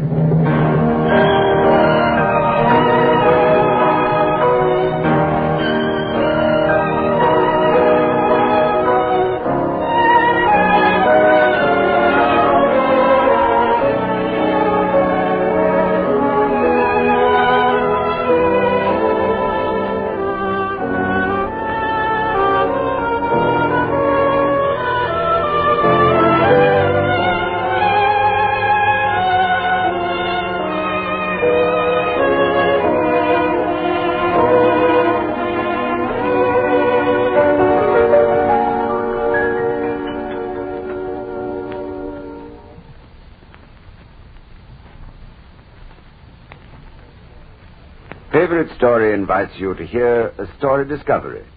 It was found on a London bookstall by Jerome Robbins, the young choreographer who did such brilliant work in the Broadway hits On the Town, High Button Shoes, and Look Ma, I'm Dancing.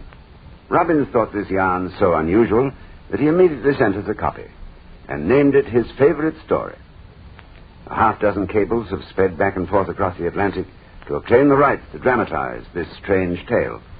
So, for all of you who like your narratives on the startling side, here's John Keir Cross's The Glass Eye.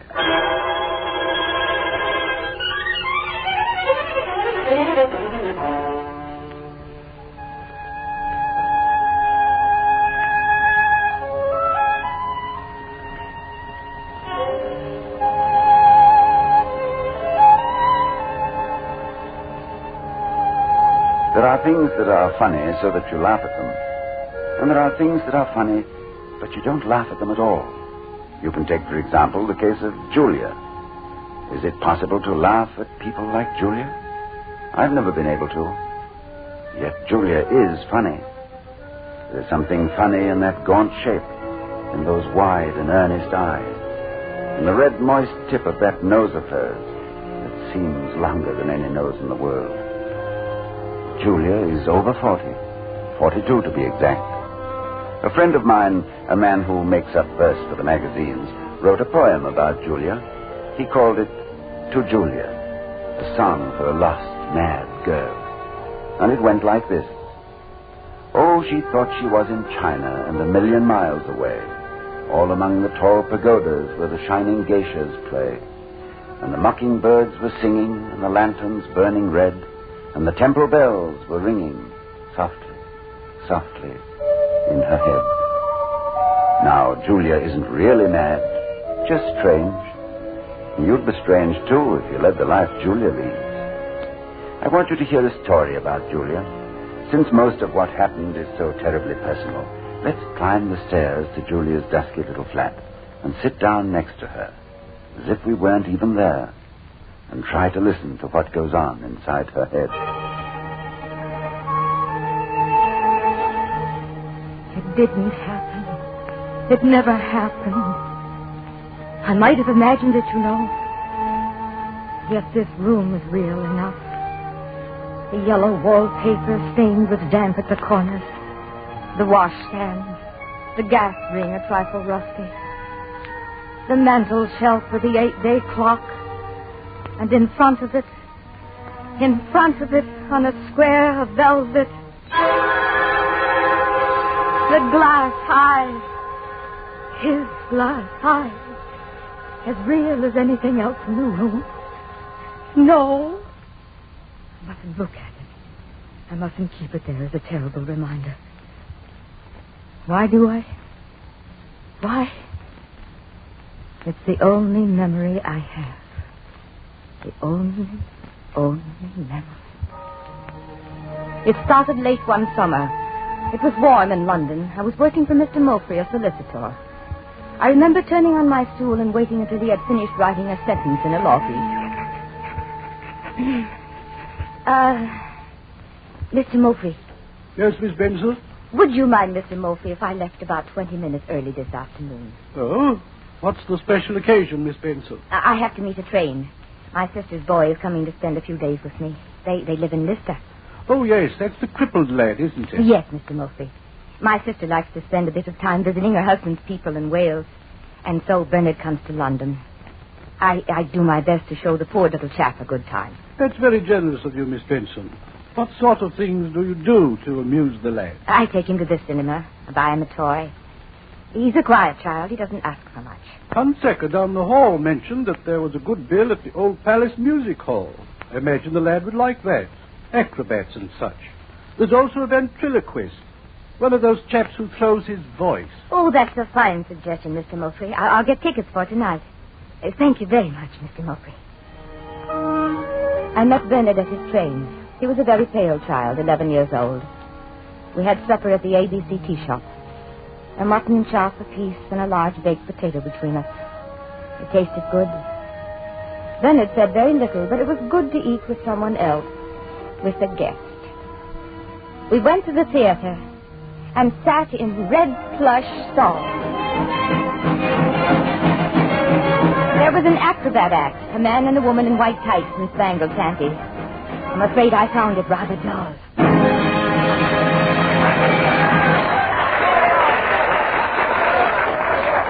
Now, let me see, Bernard. What's next? Max Collodi, I guess you pronounce it. The gentleman ventriloquist with his amazing dummy, George. Oh, I think this will amuse you, Bennett.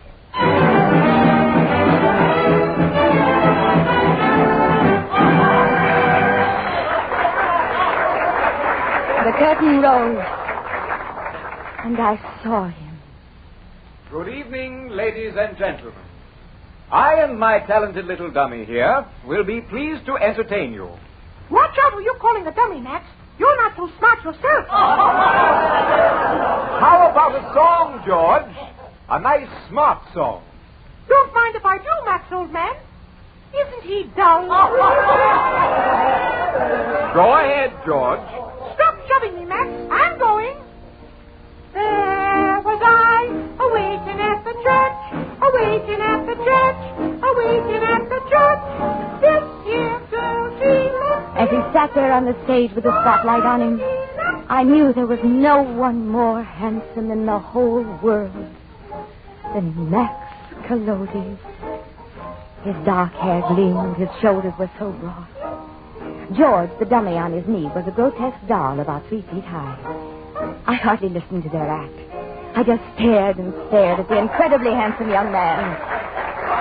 And I knew then that there could be no other man in all the world for me but the ventriloquist, Max Collodi.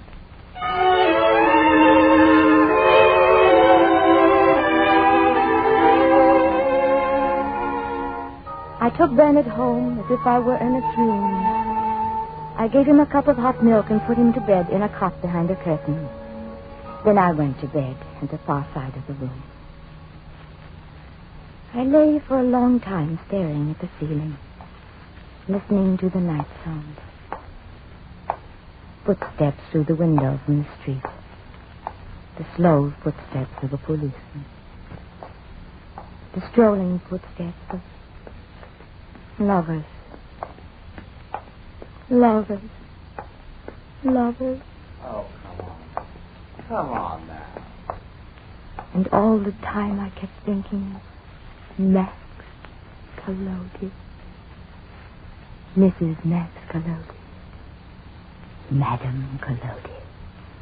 Or is it Senora Collodi? Oh, footsteps mounting the stairs. The young man in the flat above coming home.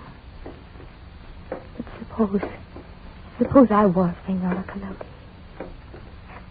Right now, I'm lying in the upper room of our villa in Italy. Max has been appearing at the theater. He's coming home now, dead tired. It's his footsteps coming up the stairs. In another moment, the door will open. He'll come in. He'll lean down and kiss me. I'll hold him very close. It is the young man upstairs. He's going into his flat. Signora Collodi.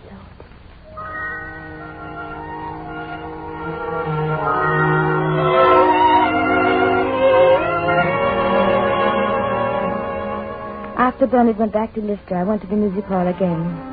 I prayed that Max Collodi would still be there. He was. He was. It was his last night. I sat so impatiently through the dreadful acrobat act. And then he came on. He came on. I didn't listen to his act at all. I just stared at him. A ventriloquistal am I. A ventriloquistal, that's all. And that's all you are, son. Well, don't rub it in, man. Don't rub it in. I didn't care what George was. It was Max, his master, I cared about.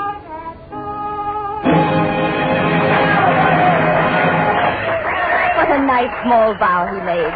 Such gentlemanly restraint. Bowing without standing up with the dummy still on his knee.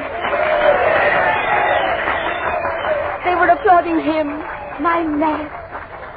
It was impossible to believe that anybody could be so handsome. I had to see him again. I had to know where he was going from here. I bought a copy of Stage. Here it is. Finsbury next week, then Streatham, Bradford, Blackpool. Yes. Yes. I'm going to do it.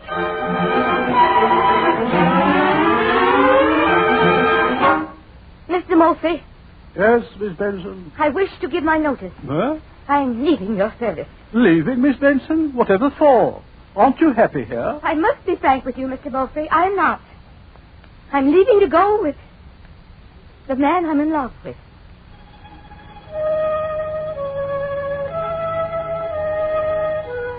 I said that so surely, so certainly, like a young girl. Oh, but I never would have said it if I knew then what I know now. As I sit here in the room with the yellow wallpaper, looking at that hideous thing on my mantelpiece, the glass eye.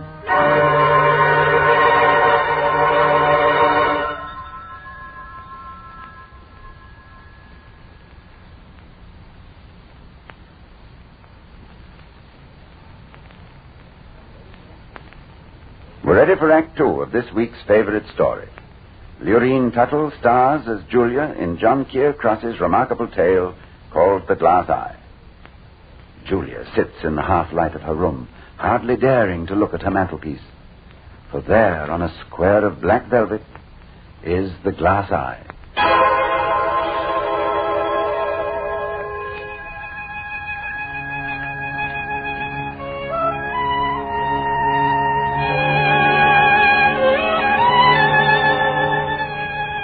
Why did I do it? Years of loneliness, solitary meals, an ugly room with yellow wallpaper.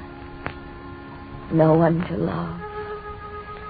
And then suddenly, Max Collodi. I had a small capital simply invested.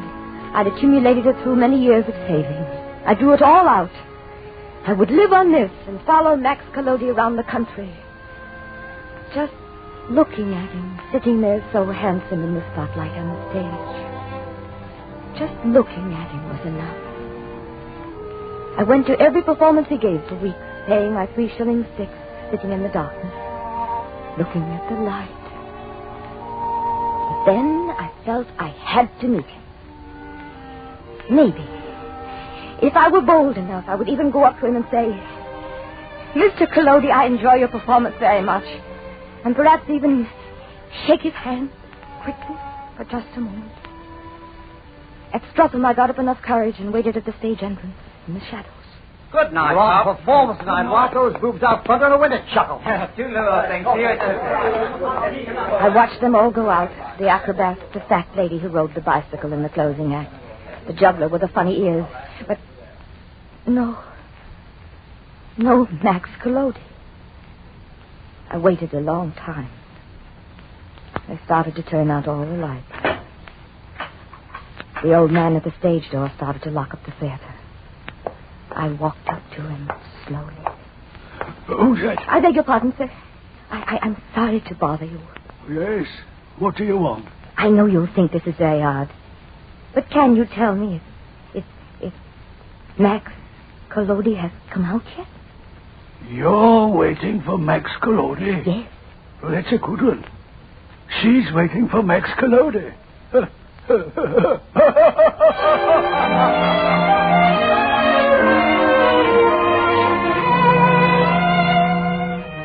I knew I wasn't good enough for him. People would laugh. I was old, and he was young and handsome. But even so, I wrote Max Collodi a letter. I wrote it very carefully. I told him how much I enjoyed his performance and wondered if perhaps I might be privileged to meet him. Days later, I received a reply. I tore open the letter. My dear Miss Benson, I am grateful for your praise. I regret to say, however, that I never grant interviews. Cordially yours, Max Collodi. Oh.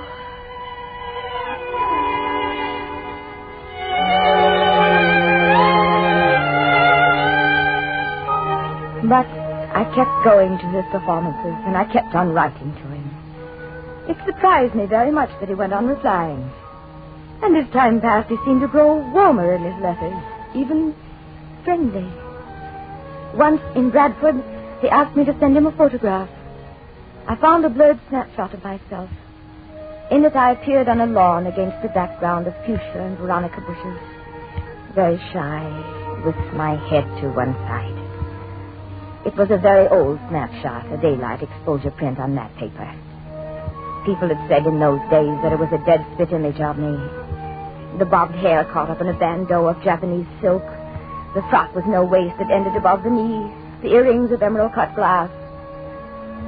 But it was a picture of me at 23. I shouldn't have sent it. The whole thing wouldn't have happened if I hadn't sent that picture. It was at Blackpool that I finally met Max Collodi. I'd been suggesting again and again in my letters that someday we might meet. And finally, a letter came. A very special letter. I ripped it open. Dear Miss Benson, I believe that I might grant you a short interview, but we must make certain conditions. You are to stay only for 5 minutes this first time. Later on, perhaps, if you still wish to go on seeing me, we might arrange longer appointments.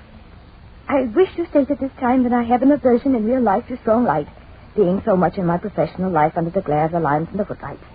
So my hotel room will be dimly lit. If you do not mind being received in a half-lit hotel bedroom by a strange man with no other chaperone beside my dummy, George. Hey, my. Then would you come to the Seabank Temperance Hotel, Mortimer Street, Blackpool, at 10 p.m. on Saturday evening next, after my show at the Winter Garden Theater. At that time, I will be happy to tell you something about myself, and to hear in return something about you. Oh, I'm going to meet him. I'm going to meet Max Collodi.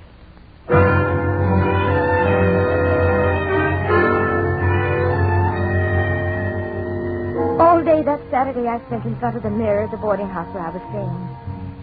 But powder and lip rouge, used discreetly of course, could not make me look 23 again. All the makeup in the world couldn't keep me from looking 42. I spent hours of agony before I could make up my mind what to wear. In the end, I knew there was no hope of looking like the snapshot. And I blessed Max for suggesting that the room be dim and that the interview last only 5 minutes.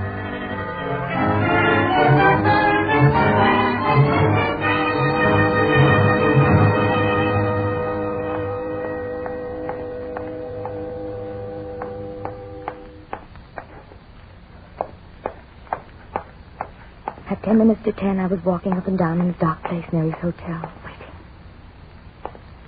It was the longest 10 minutes I had ever spent in my life.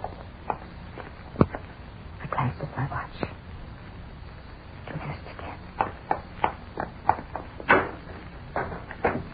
I pushed open the swinging door of the hotel and walked up to the reception desk. Yes, lady?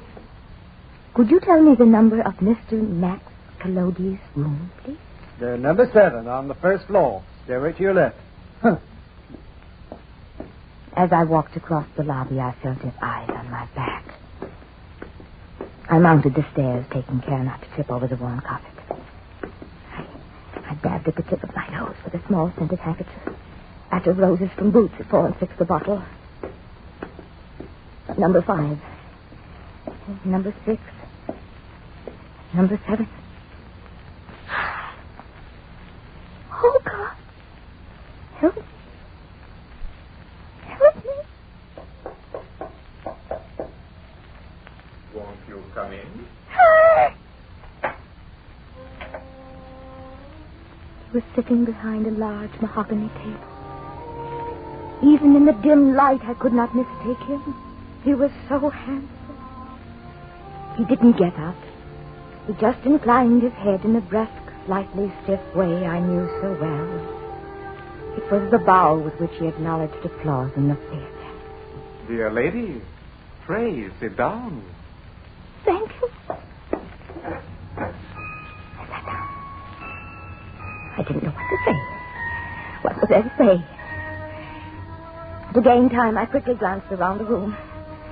An ordinary room with flowered wallpaper. There was a bed, a wardrobe, a small chest of drawers. Rolled grotesquely on a chair to Max's left was the dummy George. So lifeless there in the half-light. Mr. Collodi. Max Collodi at your service. Mr. Collodi. My voice sounded thin and false. Not myself speaking at all, but someone else. Someone else in my body. Trembling, aching, sick in the stomach. And suddenly there swept into me as I sat there a terrible and overwhelming desire. I wanted to touch Max Collodi. Just to touch him once. To touch his hands, his forehead, his blue-tinted jaw. It was a craving so terrible I could not resist. I got up. I stood for a moment staring wildly, hardly breathing. I walked quickly around the table. Madam, what are you doing? I touched him on the cheek and...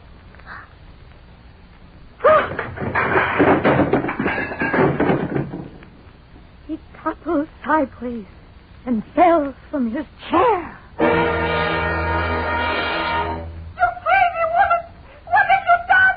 What have you done? The dummy George was standing up on the chair, his hideous face twisted with rage. And as I stared, I realized that the dummy George was a living creature. And that what I had loved was nothing but wood and claws and glass. At last I had met Max Collodi, the ventriloquist.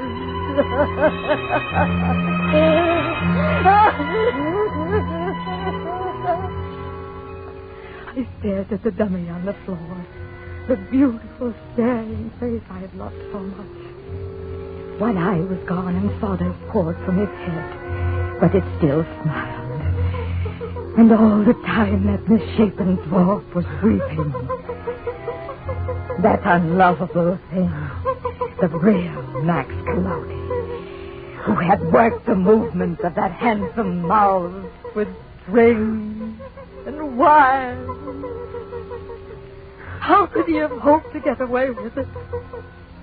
He who was as hungry for affection as I was. I started to run from the room. My foot trod on something round and hard. I stooped and picked it up, then ran screaming from the hotel. It was the glass eye. The glass eye of the thing on the floor. The glass eye that rests now as a terrible relic on its black velvet past on my mantelpiece.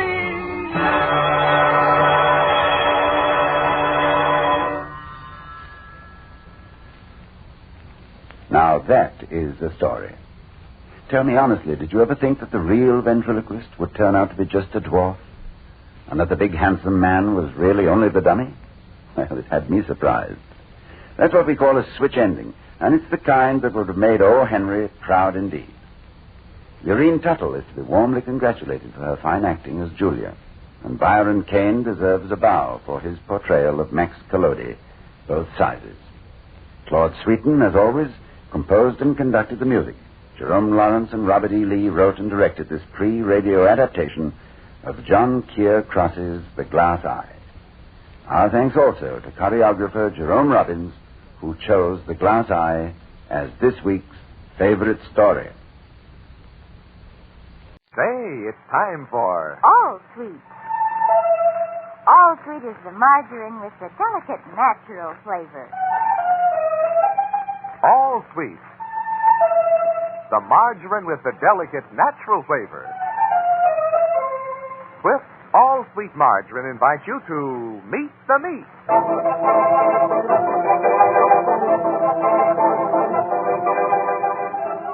It's a bright, clear afternoon in the peaceful town of Civic Center, and as Peggy is on her way home from school, a voice rings out through the crisp winter air, crying, Yoo-hoo! A Peg! Hey, Peg, wait for me! Hurry up, Jill. Oh, I am hurrying.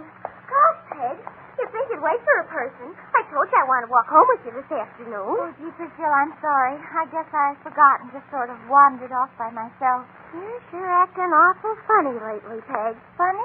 Not funny, ha-ha. Funny peculiar. Ever since you started going out with this mysterious new boyfriend last week. You mean Jimmy Jones? How many mysterious new boyfriends have you got?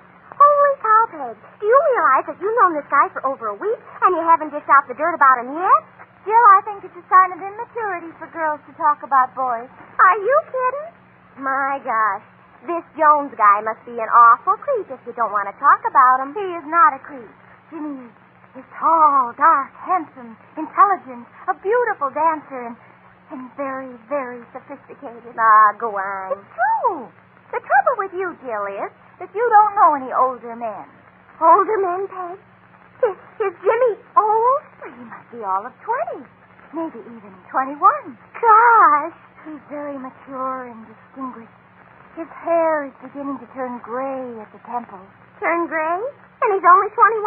Well, he's an old 21. And besides, he worries a lot. He does? Oh, golly, Peg, I sure would like to meet him. Look, my mother said I could have a party at our house next Saturday night. Why don't you bring Jimmy? Well, Jimmy and I would just love to come, Jill, but I don't think Jimmy would enjoy it. Why not? Well, because everybody else there would be so much younger. Compared to Jimmy, boys like Harold and Beanie Barker are mere children. Oh, so that's it. So you are going high-hat on it, just like Harold said you were. Did Harold happen to say anything like that about me? He certainly did, and he was right. That's not true, Jill. Harold's just jealous. Then will you bring Jimmy to my party Saturday night? But I can't. You mean you can, but you won't. Okay, Peggy Meeks. As far as I'm concerned, you can find yourself another bosom friend. Oh, Jill. Jill, you don't mean that. I most certainly do. Goodbye, Miss High-Hat. Jill! Jill, wait! Well, what do you want? Look, Jill, if I tell you why I can't bring Jimmy Jones to your party Saturday night, will you promise not to tell a soul? Well, you know me, Peg. And that's why I want you to promise. Now, raise your right hand and your sacred honor. Cross your heart, hope to die. Oh, gosh, Peg. Do you promise, Jill? Of course I promise, Peg. Now, why can't you bring Jimmy Jones to my house? Because Jimmy Jones is a myth. Well, gee, Peg, what difference does it make what nationality he is? Oh, no, Jill, you don't understand. Jimmy Jones doesn't exist. There isn't any Jimmy Jones. I made him up. He's just a figment of my imagination. Peg, sometimes I have a hard time understanding you. What do you want with an invisible boyfriend when there's so many visible ones running around loose? Because Harold wouldn't be jealous of any of the visible boys we know in Civic Center. What's Harold got to do with it? Oh, Jill, how can you be so damn... Don't you see? I thought up Jimmy Jones just to make Harold jealous. But why do you want to make Harold jealous? Because he was beginning to take me for granted. And when a boy starts taking a girl for granted, Jill, the girl better do something. And besides, I heard very confidentially from a very reliable source that Harold went to the movies last week with a woman named Frances. Gosh, Pig, I got a feeling you're playing with fire. What if Harold should find out that Jimmy Jones doesn't exist? Oh, I just died, Jill. I just died.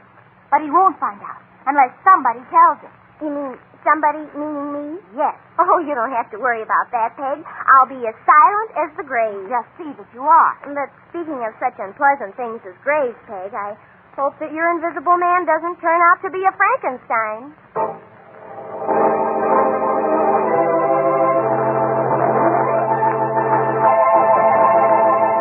Well, friends, maybe Peggy's Jimmy Jones is a myth. But here's something that's as real as today. Your friends, the Meeks, Swift and Company, and all of us sincerely wish you and yours the happiest of New Years. And we hope that you'll continue to drop in and pay us a weekly visit every Saturday throughout 1949. Because we're proud and happy to claim each and every one of you as a good and close friend. And while we're expressing our fondest wishes on this New Year's Day, we might add that it's our sincere hope that all of you will let the delicate, natural flavor, the glorious golden goodness of all sweet margarine continue to brighten your meals, lend its wonderful savory goodness to all the food you eat, and help keep you well and happy with its abundance of marvelous nourishment all through the new year. Yes, all sweets, the margarine with the delicate, natural flavor, will do a lot toward making your new year happy and bright. So, folks, from all of us to all of you, Happy New Year.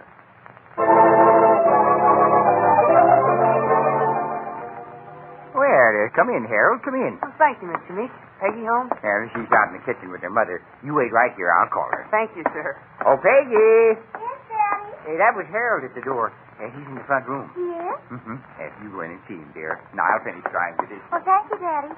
Hiya, Peggy. Did you wish to see me, Harold? Well, I didn't walk clear over here just for the exercise. Peg, how about going to the movies with me tomorrow night? Tomorrow evening? Yeah, there's a swell show at the Bijou. Oh, I'm very sorry, Harold, but I'm going to be engaged tomorrow evening. Engaged? Peggy, aren't you a little young to be thinking of marriage? Oh, I don't mean that kind of engaged, silly. I mean, I already have a date for tomorrow night. With this Jimmy Jones character, I suppose? Yes. But for your information, Jimmy Jones is not a character. You ought to know you're the only one who's ever seen him. What do you mean by that remark? Nothing. Only I've been thinking. It's kind of funny. What's funny?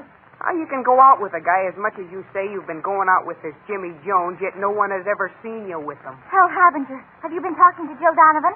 Jill? No, why? Oh, I just wondered. Look, Peg, you wouldn't be kidding me, would you? Kidding you? About Jimmy Jones. I mean, there really is such a guy, isn't there? Well, of course there is. You're sure? I'm positive. Harold Harbinger, what are you trying to imply? Nothing. I just got to wondering if maybe you just made up this Jimmy Jones guy. Made him up? Oh, what a ridiculous suggestion. And why would I do a thing like that? To make me jealous. Oh, Harold, you do have the strangest ideas sometimes. So you got a date with Jimmy Jones tomorrow night, huh? Yes. Jimmy is coming over, and we're going to spend a nice, quiet evening listening to symphonic music. Look, if Jimmy Jones is going to be over here tomorrow night, I think I'll drop around, too. Just drop around? Sure, I'd like to meet the guy. Well, you most certainly will not drop around. Why not? Even if he did take my girl away from me, there's no reason why we shouldn't be friends, is there? Oh, there most certainly is. There's a lot of reasons why you and Jimmy could never be friends. For one thing, he's older, much more serious. He's not always kidding and joking like you younger men. Don't worry, Peg. I won't crack one joke while he's around. Harold Harbinger, you stay away from this house tomorrow night. Do you understand? But gosh, Peg, I just want to meet the guy. Say, maybe I was right. About what? About there not really being any Jimmy Jones. Oh, boy, would you look silly if there isn't. Harold Harbinger, you have the most suspicious mind of any man I know. Holy smoke, it's getting late and I've got a lot of studying to do. So long, Peg. See you tomorrow night. You and Jimmy Jones. If you come around this house tomorrow night, Harold, well, I won't let you in. Then I'll peek through the windows. I'm going to see this Jimmy Jones or know the reason why. Night. Jeepers. If Harold doesn't see Jimmy Jones, he'll know the reason why.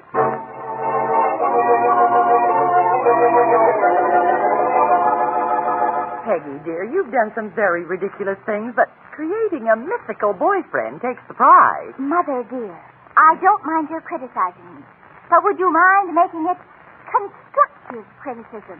What am I going to do? Why don't you tell Harold the truth? Mother, even I could think of that. Don't you see? I can't let Harold know that Jimmy Jones doesn't exist. If he found that out, he'd take me even more for granted than he did before.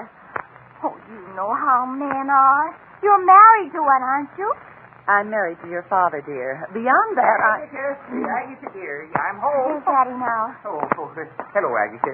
Peggy, dear. Mortimer, what are you doing home from work so early? Well, dear, I came home to break the bad news. Bad news? What's happened? Well, it hasn't happened yet, but it's going to. What in the world are you talking about? Agatha, believe me, I tried to get out of it, but I couldn't. Couldn't get out of what? Having him to dinner. He invited himself. Oh, Mortimer, I can't make head or tail of what you're talking about. Who invited himself to dinner? Young Charlie Tompkins. Charlie Tompkins? I don't believe I've ever met him, dear. No, of course you haven't. Of course, I just met him today for the first time. He's the son of Dave Tompkins, the most grand exalted beaver of Sycamore Springs. And he's coming to dinner tonight? Yes, he's staying in town for a few days, and he stopped up at the office and introduced himself. It was just at noontime, and since he was the son of a lodge brother, I naturally took him to lunch. Naturally. Yeah, and that's where I made my mistake, Agatha. I have never met a worse young man in my whole life. Oh, well, what's the matter with him, dear? Agatha, Charlie Tompkins is a card. A card? The joker. I don't understand, dear. Yeah, well, you will. You will. He plays practical jokes. He wears a flower in his buttonhole that squirts water, and he puts rubber insects in the soup. Oh, no. Oh, yes. At lunch, he gave the waiter a hot foot and almost got us thrown out of the restaurant. But I couldn't get out of having him to dinner. You know, the lodge's motto, beavers are welcome wherever beavers are, and that includes beavers' sons.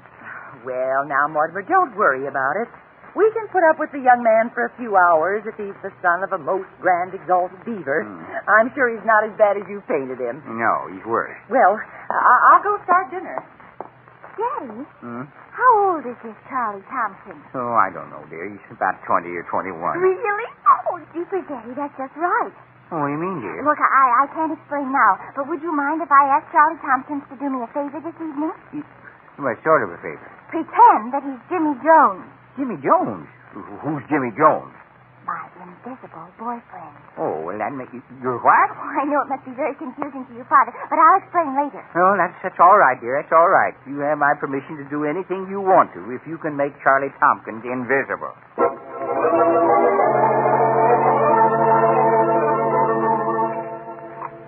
And then, do you know what I did? No, Charlie. What did you do? I took a pair of scissors, see? And I snipped off the necktie right below the knot. It was a riot. I'm sure it was, Charlie. More coffee, Mortimer? Yes, dear, please. Oh, here's the sugar, Mr. Meeks. Thank you, Charlie. You know, this is especially good coffee tonight, Agatha.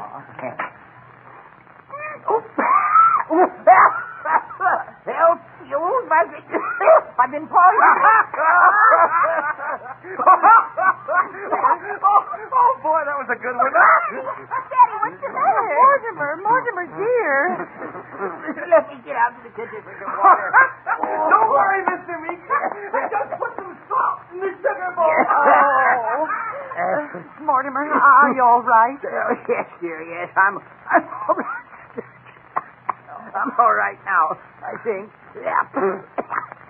Mortimer, I can't stand that young man. Yeah. We've got to get him out of this house immediately. Agatha, don't get excited. After all, Charlie's our guest.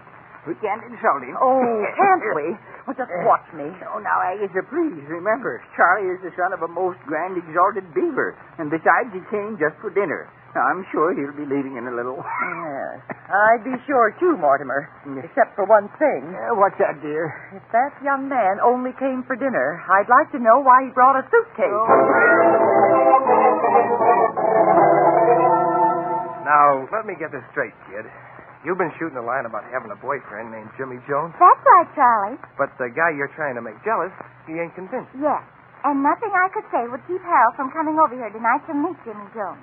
And so you want me to make like I'm this mythical boyfriend, huh? Will you do it for me, Charlie? It's very important. Gosh, I couldn't look Harold in the face again, ever, if he found out there really wasn't any Jimmy Jones. Look, baby, if I go into this act for you, what's there in it for me? What do you mean? I mean, how about a little kiss? You're young, but you're kind of cute. Come here. Oh, please, Charlie.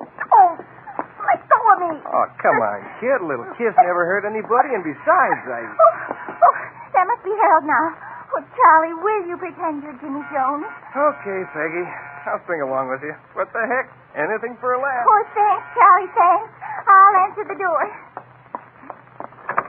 Hiya, Peg. Here I am. So I see. Is he here? Jimmy Jones, I mean. But of course he's here. I told you he would be.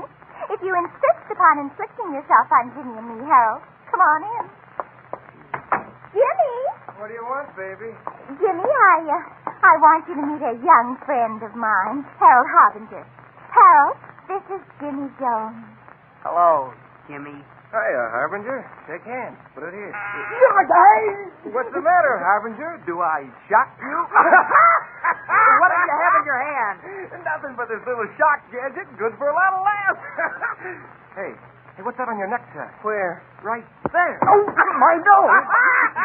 Boy, oh boy, what a square. You fall for all the old ones, don't you, Joe? My name's Harold, not Joe, and if you pull one more trick on me, Joe what?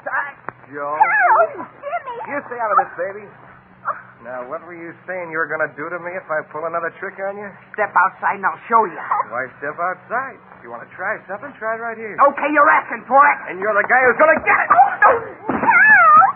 Charlie! I mean, Jimmy! Stop that this instant! And like guys ain't got a sense of humor. Come on, get up off the floor if you want some more of the same. Oh, my jaw. You big bully! Me? Yes, you! If you weren't so much bigger and older than Harold, he'd show you.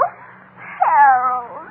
Harold, dear! Are you hurt? Take your hands off me, Peggy Meek. I don't want any sympathy from you. Oh, but Harold! And I don't ever want to see you or talk to you again. Goodbye. Harold! Oh, Harold! What a jerk. You listen to me, you Charlie Tompkins. If there is a jerk around here, it's you. Yeah? Yes, now get out. Get out. You heard me. Get out. I'm getting rid of you right now. Oh, yeah, that's what you think. What do you mean? I mean, I like it here, so I'm staying. Staying? Sure, why not? It's a nice house, good food, and I've got a cute little kid like you to keep me company. But you can't stay here if you're not wanted. No? No, I'll have you put out. Now, look, baby. You wouldn't want me to go to this Harbinger guy and tell him who I really am, would you? Oh, no. I didn't think so. You said yourself you could never look him in the face again if he found out there really wasn't any Jimmy Jones. Oh, but... So I think I'll stick around here for a few days. Why, this is blackmail. Sure. But you'd rather be blackmailed than have Harold Harbinger know that you created Jimmy Jones out of whole cloth. Well, I may have created Jimmy Jones out of whole cloth, but he was all wool until I met you, Charlie Tompkins.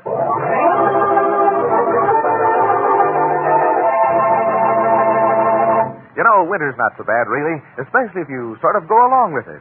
For instance, get out and enjoy some ice skating or tobogganing, or take long walks through freshly fallen fluffy snow.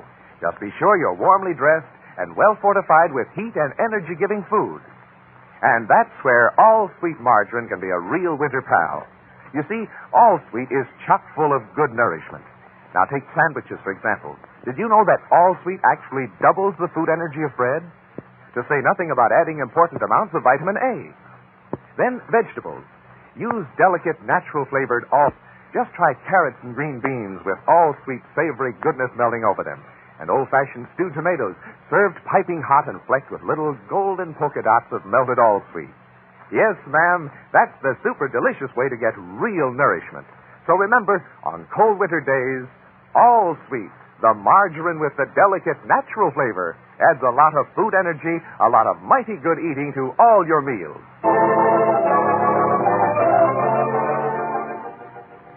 But, Mortimer, that horrible young man has been here for 3 days. I can't stand him anymore. Yes, I know, Agatha, I know. But Charlie is Dave Tompkins' son, and Mr. Tompkins is one of the most important beavers in the state.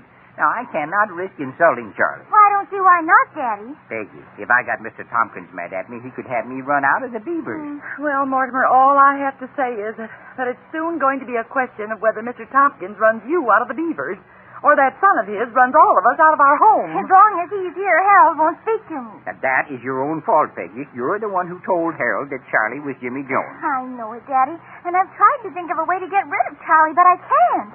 Not without him going to Harold and telling him about Jimmy Jones. I've even consulted Jill, and she can't think of anything. Well, when Jill can't think, the situation's hopeless. Well, I've got to get to work. I'm going downtown with you this morning, Mortimer. I simply have to get away from that young man for a little while. Yeah, all right, dear. All right, come on, let's go.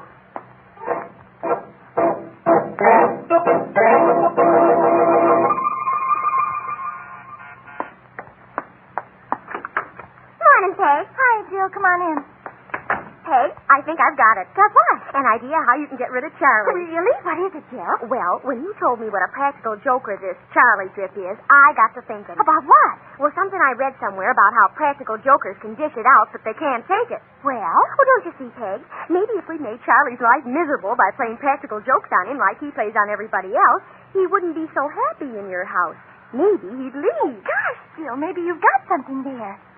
Oh, the only trouble is I don't know any practical jokes. Oh, don't worry about that. I've done some research in a book called 1001 Ways to Make Your Friends Hate You. And I came all prepared. We can start right away. Where is Charlie? He's taking a nap on the living room couch. Come on. But don't wake him up until I tell you to. Okay. What are you doing, Jill? Tying these shoelaces together. Okay. Wake him up. Charlie! Oh, Charlie, wake up! Huh? Oh, hello, baby. Charlie, I want you to meet a friend of mine, Jill Donovan. Hello, Charlie. Shake hands. Modern Charlie. I come as a big shock to a man, huh? Look, kid, I don't think that's funny. Oh, I'm sorry, Charlie. I wouldn't want you to dislike me. Peg has told me so much about you, haven't you, Peg? Oh, yes. Oh, she certainly has. Oh, Charlie, what's that in your sweater? Huh? Where? Right there. Oh, Charlie, I didn't think you'd fall for that one. Now, look, you stop that or I'll... Are you what, Charlie? Wait till I get my hands on you and I'll show you. Hey, my foot! Oh, Charlie fell against the table. Gosh. Oh, you shouldn't have tied his shoestrings together. He may have hurt himself. No, he didn't. He'll be all right. Then why doesn't he move? Charlie, you suppose he knocked himself out? Charlie, speak to me. Say something. Charlie. Oh, Jill, he may have hurt himself badly. You think so? Oh, I don't know, but we better not take any chances. Go to the telephone and call the doctor. Okay, Peg. Gosh, when that guy falls for a practical joke, he really falls, doesn't he?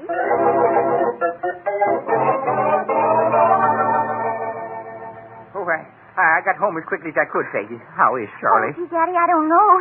Dr. Schneiderman is still with him. Oh, my goodness, Charlie must be very badly hurt. A skull fracture or something. Oh, I hope not, Daddy. How will I ever explain this to Charlie's father? What will he say when I tell him that you and Jill gave his son a fractured skull just as a practical joke? But it was an accident, Daddy. Jill tying his shoelaces together was not an accident. Oh, speaking of Jill, she had to go home. Will you excuse me, Daddy? I told her I'd telephone her. She's terribly worried. Of all the people this could have happened to, why did it have to be the son of a most grand exalted beaver like Dave Tompkins? Yeah, Doctor. Doctor, how is he? Is he going to live? You are Mortimer Meek, I presume? Yes, how is Charlie, Doctor? Tell me.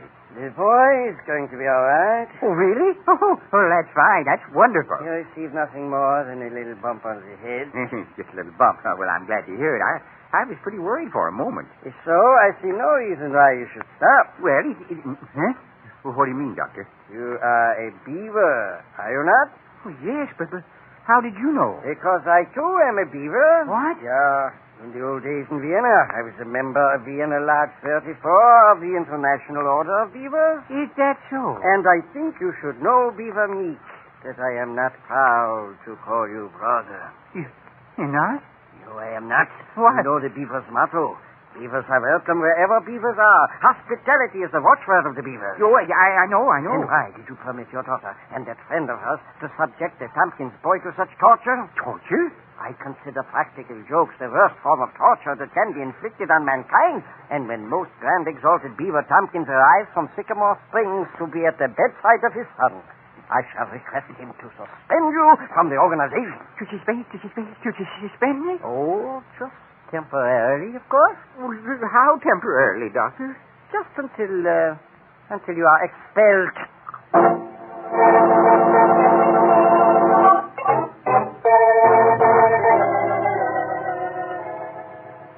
Now, Mortimer, quit worrying. No. You're just borrowing trouble. I don't have to borrow trouble, Agatha. I have plenty already. Oh, but I'm sure Mr. Tompkins won't suspend you from the Beavers just because his son received a bump on the head. But did you see how he glared when he came in?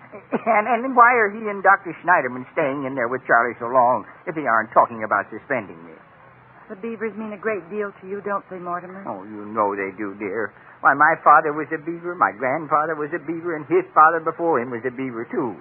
With all the beavers in your family, Mortimer, I don't understand why I've never had a fur coat. You in here, Beaver Meeks? Oh, yes, Beaver Tompkins. Come in. Where is Dr. Schneiderman, Mr. Tompkins? Calling the police? The police? Well, now, just a minute, Mr. Tompkins. I want you to know that Jill and Peggy wouldn't have played a practical joke on Charlie if he hadn't started it. For 3 days we've put up with him and his practical jokes. Yeah. Well, he virtually forced his way into our home. Your son blackmailed our daughter. My son did a thing like that? Yes. Oh, impossible. You don't believe it? All I'm saying is my son didn't do such thing. What makes you so sure, Mr. Tompkins? Because the young man you're talking about isn't my son. He isn't? Well, then who is he? Charlie is Babyface Burns, the notorious confidence man who's been going around the state posing as my son. Posing as your son? That's right. Babyface Burns has been using my name to take advantage of the famed hospitality of the Beavers and get himself free room and board. But then Dr. Schneiderman's calling the police to come for Charlie. I mean Babyface Burns. That's right. Yeah, and I'm not going to be suspended from the Beavers? Suspended?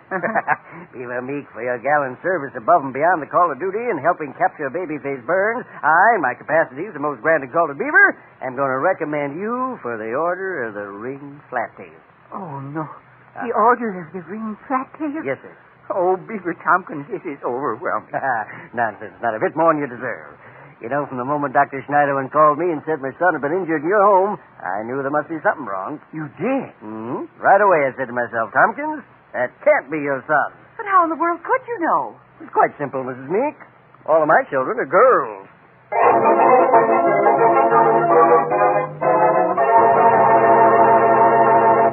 No matter what other New Year's resolutions you make, here's one we hope you'll keep.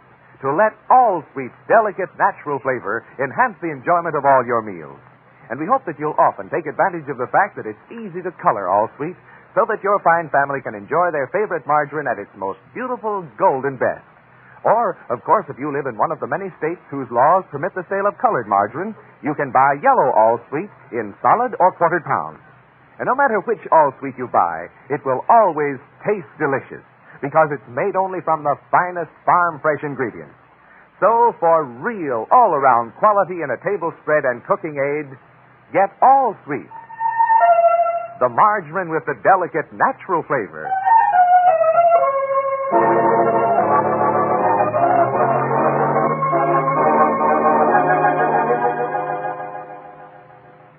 Harold. Yeah, Peggy? I've got a confession to make. You were right about Jimmy Jones. You mean that he was a jerk? No, I mean that you were right when you suspected that there really wasn't anyone named Jimmy Jones. Is that so? Uh-huh. He was just a figment of my imagination. I just created him to make you jealous. Imagine that. Well, aren't you going to laugh at me or something? Gosh, no, Peg. Because I got a confession to make myself. What? You know that Francis person I went to the movies with last week? Uh-huh. Well, it was Francis a boy, not Francis a girl. It was? Oh, why didn't you tell me? Because I wanted to make you jealous. After all, Peg, you've been taking me pretty much for granted lately.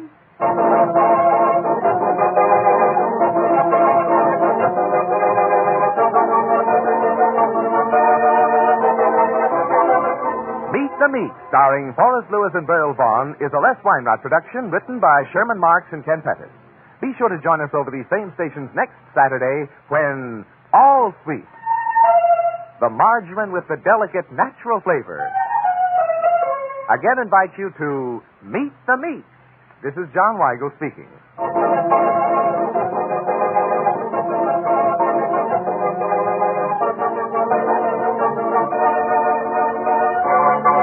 This is NBC, the National Broadcasting Company. Palmolive Soap, your beauty hope, and Luster Cream Shampoo for soft, glamorous dream girl hair bring you Our Miss Brooks, starring Eve Arden.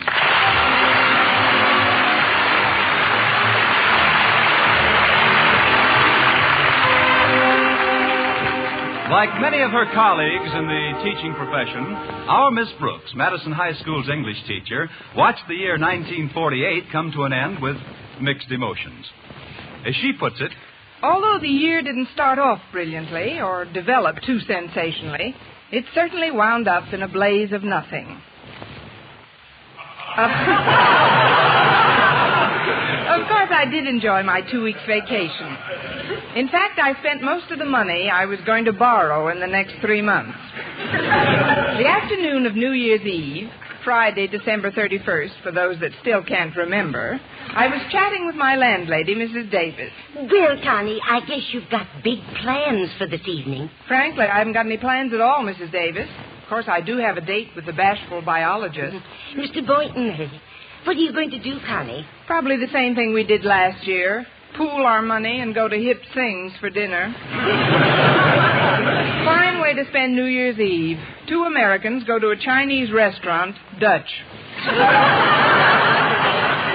What are you going to do, Mrs. Davis? Oh, I'm going to visit my sister Angela. She's so absent-minded, poor thing. She'll probably be surprised to see me, although it was only last week that she invited me over. What time do you think you'll be leaving, Mrs. Davis? Leaving? For where? For your sisters. For my sister's what? For your sister's house. Oh, I'm glad you reminded me, Connie. I've been making up my New Year's resolutions, and that's the first thing on the list. I've resolved to correct Angela's absent-mindedness. Angela's absent-mindedness. What else is on the list? What list? Maybe I'd better talk to Minerva the cat for a while. We were talking about New Year's resolutions, Mrs. Davis. Oh, yes, I'm sorry I wasn't paying attention, Connie. Tell me the rest of your resolutions. Well, first of all, I've resolved not to... What resolution? We were speaking of yours, Mrs. Davis, and before you say my what, I'd like to ask you again the question I asked when we were both younger. Namely, when are you going over to your sister's house? Maybe you better not go out tonight, Connie. You sound very strange. It's just the way you're listening. Or are you, Mrs. Davis? Of course I'm Mrs. Davis. Now, you lie down and let me fix you some hot tea. I don't want any hot tea. I just want an answer. Meow. Thanks, Minerva. Now, about this evening, Mrs. Davis... Hello, Minerva. Want some milk, dear? I'll get you some in a minute. You were saying, Miss Brooks? This evening? Your sister's house? Yes, I'm going over there tonight. I know, Mrs. Davis. Right away, Minerva. What time, Mrs. Davis? It's, 4:45 now, but I'm always glad. Get away from those curtains, Minerva. I'll fetch your saucer right away. Keep an eye on her, will you, Angela? I'll be glad to, Connie. Come on, just hop into my lap, Mrs. Davis. Meow. There's a good dog. This is getting contagious. Oh, coming. Excuse me, Minerva. Why, it's Monsieur Monet. Come in. Merci, mademoiselle. Thank you. It's nice you remember me. Remember you? Why, Monsieur Monet, you're Madison High's favorite French teacher. For that, Miss Brooks, permit me to kiss your hand.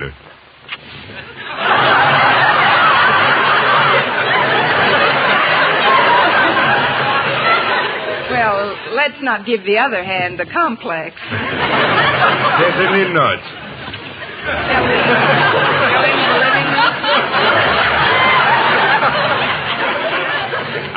I trust that I'm not arrived at, how you say, inopportunity time. What? Oh, no, this is very opportunity time. Won't you sit down, Monsieur Monet? Oh, thank you, Miss Brooks. But now that I'm teaching in America, I would appreciate it if you would call me in America. All right. What's your number? No. I mean, call me Mr. Monet instead of Monsieur. Oh, certainly. Here you are, Kitty. Here's a nice saucer of... Oh, I didn't know anyone had come in. This is Mr. Monet, Mrs. Davis, our new French teacher at Madison. Oh, how do you do, Mr. Monet? How do you do, Mrs. Davis? I kiss your hand, madame. I'll hold your saucer, madame. A lovely lady with a lovely hand. Stick out your paw, Minerva. You're next.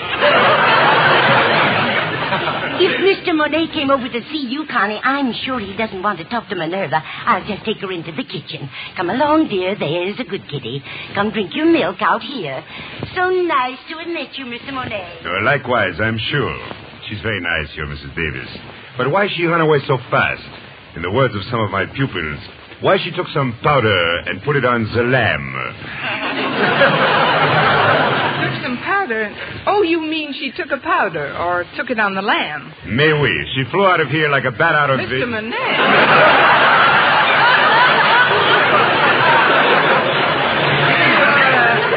You're learning faster than you're teaching. Now, Mrs. Davis was just being tactful. I guess she thought you wanted to be alone with me. Alone with you?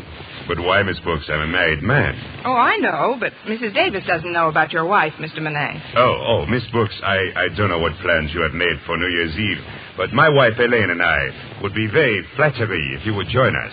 Well, thanks, Mr. Monet. I'm flattery that you should ask me. But as far as I know, Mr. Boynton is taking me out tonight. Oh, then you both must come. You see, this is not an ordinary party, Miss Brooks, although we're all going to wear evening clothes and try to have the best possible time. Elaine and I, we realize that among school teachers, there are very few, how do you call it, malted millionaires?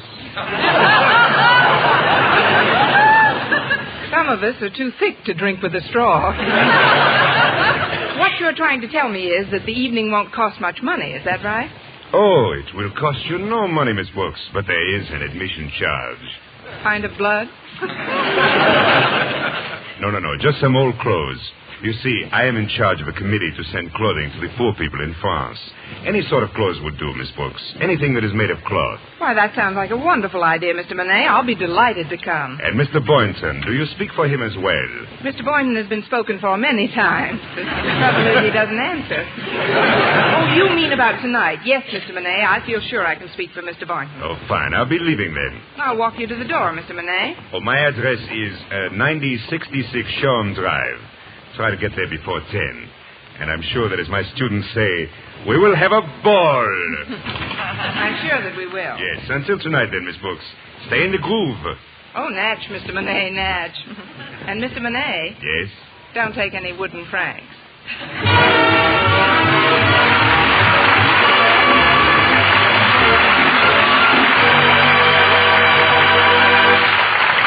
Our Miss Brooks, starring Eve Arden, will return in just a moment.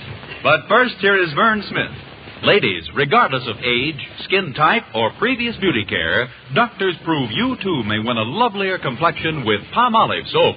But to win this lovelier complexion, the kind men admire and women envy, you must stop improper cleansing. Instead, use Palmolive soap the way doctors advised. Remember, 36 doctors, leading skin specialists, advised 1,285 women, many with complexion problems, to use Palmolive this way. Some have dry skin, some oily, some coarse-looking. Using Palmolive soap alone, 2 out of 3 won lovelier complexions. Now, here's what the doctors advised. Wash your face with Palmolive soap. Massaging for 1 minute with Palmolive's soft lather. This cleansing massage brings your skin Palmolive's full beautifying effect.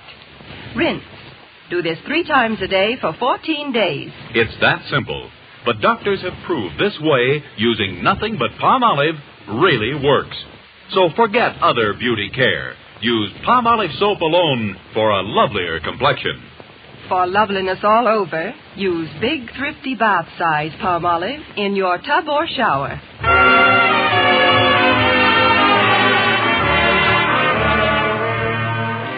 After Mr. Monet left, I tried to get Mr. Boynton on the phone to tell him about the invitation.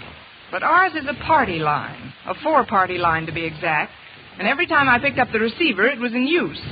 Always careful not to lose my temper, I sat by the phone and drummed lightly on the top of the table until my 5 fingernails were impaled in the mahogany. Then I tried it once more. As sure as my name is Lucy Schofield, that's the only way to treat men, Emma. Believe me, if I had to do it all over again, Emma, excuse me a minute, dear. I think I smell my roast burning in the kitchen. Now, that's a coincidence, Lucy. I smell my grapes burning in the living room. Hang up now. I'll call you back. So much for Emma and Lucy. I'll try it again. Oh, it worked. At least I can dial now. I hope Lucy doesn't think Emma was kidding her. Happy New Year, Daisy. Is Fred there? This isn't Daisy, and Fred isn't here. Will you please get off the line? What do you mean, get off the line? Just what I said. Get off this line. Oh, Mrs. Telephone Company, huh? Look, this happens to be a party line, and I happen to be the party using it at the moment. Oh, well, that's different. If you want me to come to a party, I'll be glad to talk to you. My name is Frank Pollock. What's yours? It doesn't matter. I only... Say, Frank. Frank, are you still there? Sure, I'm still there. That was mighty nice of you to call me, Daisy. What I think of the way I treated you. The shameful, horrible way I treated you. Don't cry, Frank. I had it coming. No. Now, will you please hang up? Your bottle is falling out of the chandelier.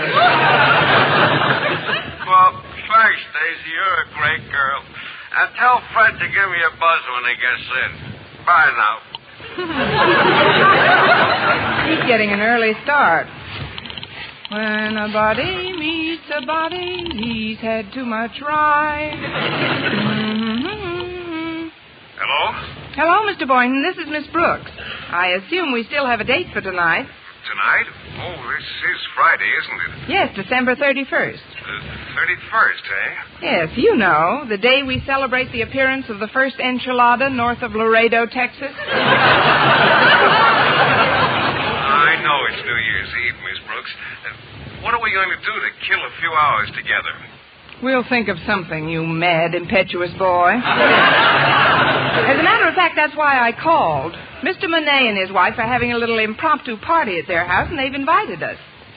What kind of party? Well, you have to have some old clothes, and then you should... Hello? Is that you, Emma? I didn't quite understand you before. No, this is not Emma. This is your friendly, cooperative party line neighbor. Oh, the magpie.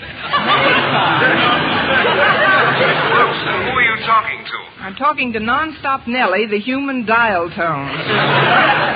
Now, will you please stop this filibuster and get off the line? Well, the phone company will hear about this.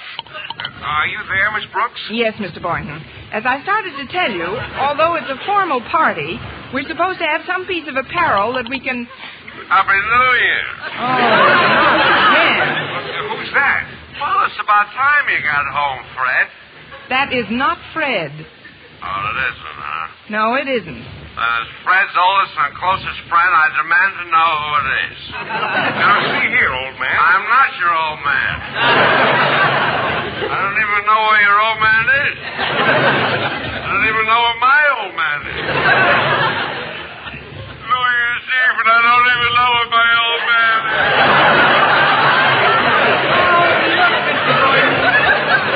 We'd better hang up now. You can't, Daisy. You can't hang up. Not without you tell me where my old man is. Daisy. Listen, Mr. Nobody Boynton. wants to tell me where All my you old have to man do is. is bring People some old clothes with you. What's that? I don't hardly hear you. So put on your tux, bring some old clothes, and pick me up in a couple of hours. I gave you put on what deal? These friends come along and break me out. I'll see you later. Who introduced you to Fred? Tell me that. Who introduced you to Fred. You did, Frank, and I love you for it. But if you don't get off this phone, I'll have you thrown out of the bar you're calling from. Bar? Oh, is that where I'm calling from? Bless you, Daisy. You helped me find my old man. Sure, he's sitting on the stool next to me. I better hang up now. Fred hates it when I talk to strangers. Oh, Mrs. Davis. Yes, Connie. I wonder if you'd give me a hand. I've been invited to a formal party tonight, and I just don't know what to wear. Well, what have you got, Connie? Oh, nothing. That is nothing but an old evening gown I've had for 5 years. Well, come on into your room, Connie, and we'll look it over. Here we are. It won't take long to find in my closet. Well, let's see. Here's a skirt and blouse. The suit I got 2 years ago. Here's one of the dresses I wear to school. Here's the other one. Oh, there we are. My pride and joy. Why, that's real pretty, Connie. And look at the fringe. Silly moths, they left the best part. While I'm in here, I'd better find something to donate as well. Donate? Yes, the price of admission to the party is some old clothing. I know I've got some because I've been wearing it. Oh, dear, I forgot to tell you, Connie, but just last week when the Goodwill truck came around, they pick up old clothes, too, you know. I gave away everything of mine I could possibly spare. Well, that's all right, Mrs. Davis. You're not going to the party. I know, but I also gave away a big bundle of your stuff. You had it lying in the closet, and Mrs. Davis, that was for the cleaners. I had some of my newest clothes in that bundle. 1945 stuff. I'm sorry, dear. Maybe you can borrow some old clothes to give. Well, I guess I'll have to. I know. I'll go over to the Conklins. He's got one suit I know could use an ocean voyage.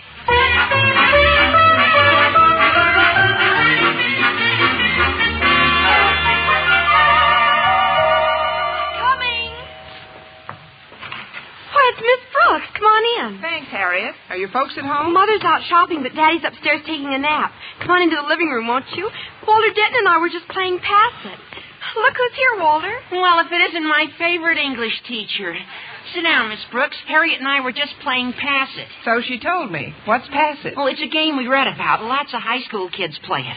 All you do is take a piece of Kleenex and hold it to your nose by sniffing. And then with both hands behind your back, you pass it down a long line of kids by sniffing it away from your neighbor. Oh. Sounds fascinating. But where's the long line of kids? Oh, it's just as much fun with the two of us. More. Yeah, it saves wear and tear on the Kleenex, too. Harriet and I go steady. That's why I'm here. But what brings you to the dread sanctum sanctorum of your school principal during a holiday? Please, Walter. You make Daddy sound like an ogre. Yes, Walter. Just because Mr. Conklin is my superior at school is no reason for me to live in dread of him. Harriet! What is it, Daddy? Try to be a little more quiet, can't you? I've got to get some sleep. Sorry, Daddy. We'll be more careful. I don't think now is a good time to tell him you're here, Miss Brooks. You see, he's going to a big party tonight and wants to get some rest. Well, then maybe you kids can help me out. I've just got to get some old clothes somewhere right away. Why, Miss Brooks? The ones you've got on look fine. Thanks, Walter, I think. But I'm talking about clothes I can donate. Golly, Miss Brooks, Mother just gave away every stitch we could possibly spare to the Salvation Army. Wait a minute. Daddy's new tuxedo is being delivered today. And he's got an old suit of evening clothes that I'm sure Mother would love to see given away. Say no more, Harriet. Do you think you can get it without waking your father? Oh, sure. It's right here in the hall closet. Here it is, Miss Brooks. This is the suit Daddy wore when he first became a principal. Let me look at that. I'll bet he was a sensation in these tales. What? There are 3 of them. Let's see. Oh, that's just where one of them is torn. You could patch that up in a jiffy. Thanks very much, Harriet. It's cloth anyway. Well, I'll be getting along home now. Mr. Boynton's picking me up soon, and I've got to see if my evening gown still fits me. I've had it for over 5 years. Oh, I think that's nice, Miss Brooks. What's nice, Walter? How you and your evening gown have grown old together. Oh, not that you're falling apart at the seams or anything. I mean, well, to me, you're still all wool and a yard wide. You have just failed in English for 1949. Would you care to try for 50?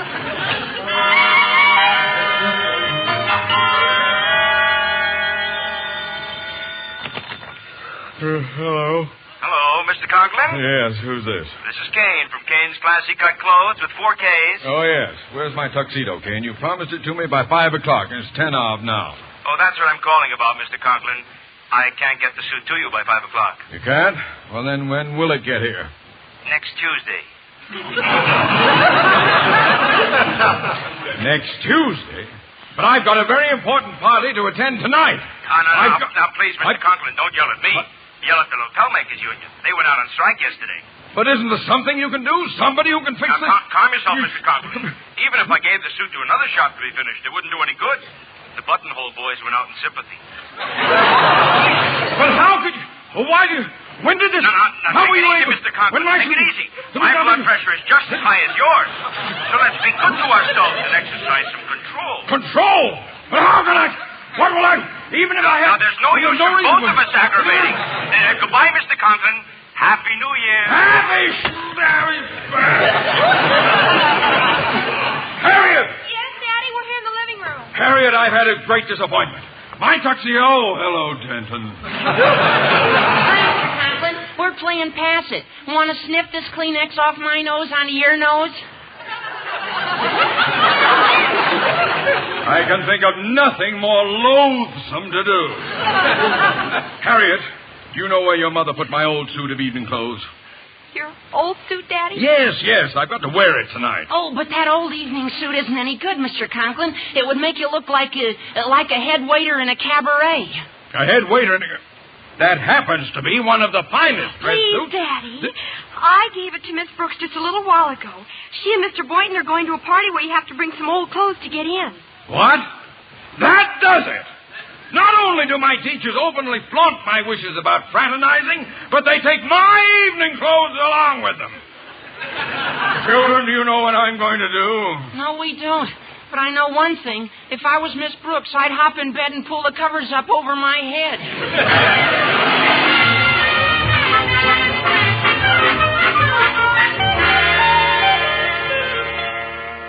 There, how does Old Faithful look on me, Mrs. Davis? Lovely, Connie. And fringe is more popular than ever. It's amazing what a tuck here and a stitch there will do. About what time did Mr. Boynton say he'd be over? About this time, Mrs. Davis. I'll get it. Good evening, Mr. Boynton. Won't you come in? Oh, thanks, Miss Brooks. Say, that's an interesting overcoat you have on. Raccoon, isn't it? It's a relic of my college days. Do you mind if I hang it up here? It's pretty warm. Go right ahead, Mr. Boynton. Then come on into the living room. All right. Oh, there. That's better. Well, Miss Brooks, you certainly look lovely tonight. Thanks, Mr. Boynton. You look... Mr. Boynton, I told you we were invited to a New Year's Eve party, didn't I? Well, yes, you did. Do you always go to a formal party in white flannels with a blazer and a beanie? Formal? But you said you had to have some old clothes to get in. Some odd piece of wearing apparel is what you told me. Oh, great. I hope your sneakers are vulcanized. I don't understand, Miss Brooks. Just what kind of a party is this? It's a formal party, Mr. Boynton, but the price of admission is some old clothes to be shipped abroad. Oh, well, I don't know. I don't usually go to parties on New Year's Eve. You don't? Well, how do you like to spend the evening, Mr. Boynton? Well, I usually have an early dinner, then catch the first show at the movies and hit the sack about 10:30. What does your doctor say about such carrying on? Look, Mr. Boynton, I've already accepted for both of us, and... Wait a minute. I've got a dress suit that might fit you. Then we can bring the stuff you've got on as our admission. Just go into my room, Mr. Boynton, and take off those clothes. Oh, Miss Brooks, what in the You'll world... find a suit of evening clothes right on the bed. Please slip them on. Mrs. Davis? Yes, Connie? Have you finished sewing Mr. Conklin's tail together? Just finishing now, Connie. Here it is, as good as new. It would make any head waiter proud. Oh, hello, Mr. Boynton. My, what a nice beanie. 3 propellers. I wish you'd tell me what this is all about, Mrs. Davis. Well, you're going to an ideal source for information. Just take this suit and put it on, Mr. Boynton, please. Well, all right, Miss Brooks, but this is all highly irregular. Now, Mrs. Davis, let's go into your room. I want you to fix my hair in the back. I'm wearing it up, you know, and it's not quite high enough. My goodness, Connie, how high do you want it? High enough so that I'll have to stand on a chair to pull it down.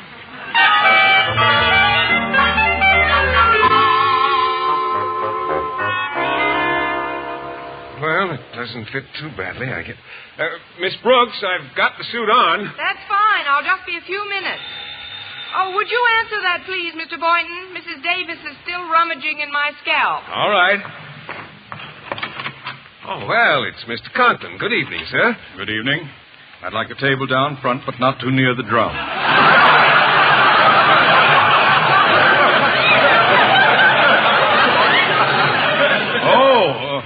Oh, it's you, Boynton. Yes, sir. Won't you come in? No, I won't come in. Boynton, how did you... When did you... Who gave you... If it What are you wasn't New doing? Year's Eve, I'd swear that Mr. Conklin had come by. Oh, it is you, Mr. Conklin. Miss Brooks, I demand the return of my evening clothes at once. Your evening clothes? I cannot tell a lie, Mr. Boynton. Take it off. Take it off? Take it off. Well, don't just stand there, Mr. Conklin. Applaud a little.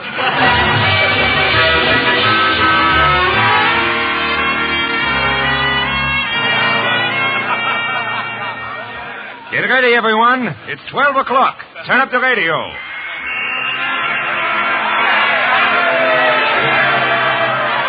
Well, Miss Brooks, nice party, no? Oh, very nice, Mr. Monet. Ah, but it's midnight now. The band is playing Auld Lang Syne, and everyone should be kissing someone. Where's your Mr. Boynton? Oh, haven't you heard, Mr. Monet? He hit the sack at 10:30.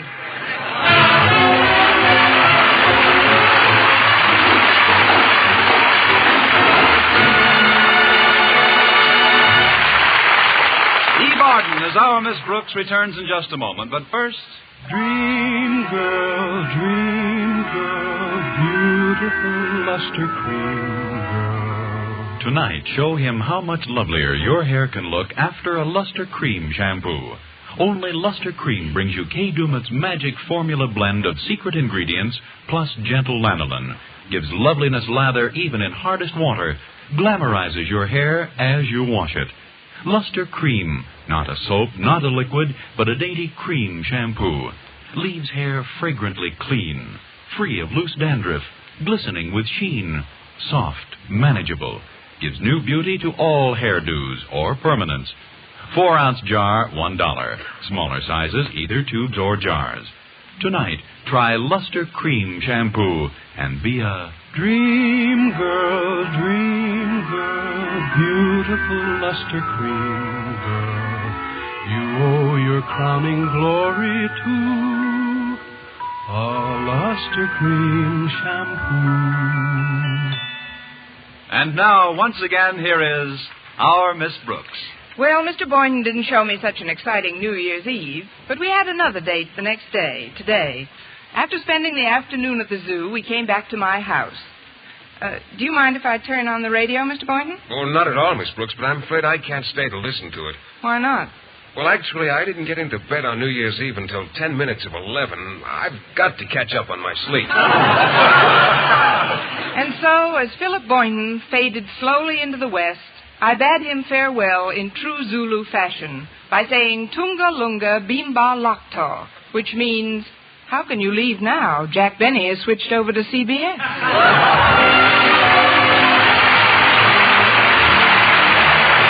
Next week, tune into another Our Miss Brooks show brought to you by Palmolive Soap, your beauty hope, and Luster Cream shampoo for soft, glamorous dream girl hair. Our Miss Brooks, starring Eve Arden, is produced by Larry Burns, written and directed by Al Lewis, with music by Wilbur Hatch.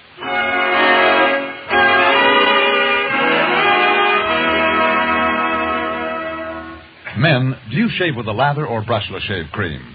Palmolive shaving cream comes both ways, and whichever way you prefer to shave, you'll find that using either Palmolive brushless or Palmolive lather shaving cream can bring you more comfortable, actually smoother shaves. Here's the proof. 2,548 men tried the new Palmolive way to shave described on the tube. And no matter how they had shaved before, 3 out of every 4 got more comfortable, actually smoother shaves. Get Palmolive brushless or Palmolive lather shaving cream today.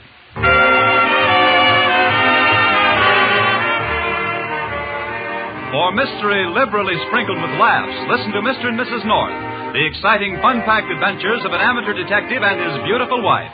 Tune in Tuesday evenings over most of these same stations. And be with us again next week at this same time for another comedy episode of Our Miss Brooks. Stay tuned now for Lum and Abner. Bob Lamont speaking. This is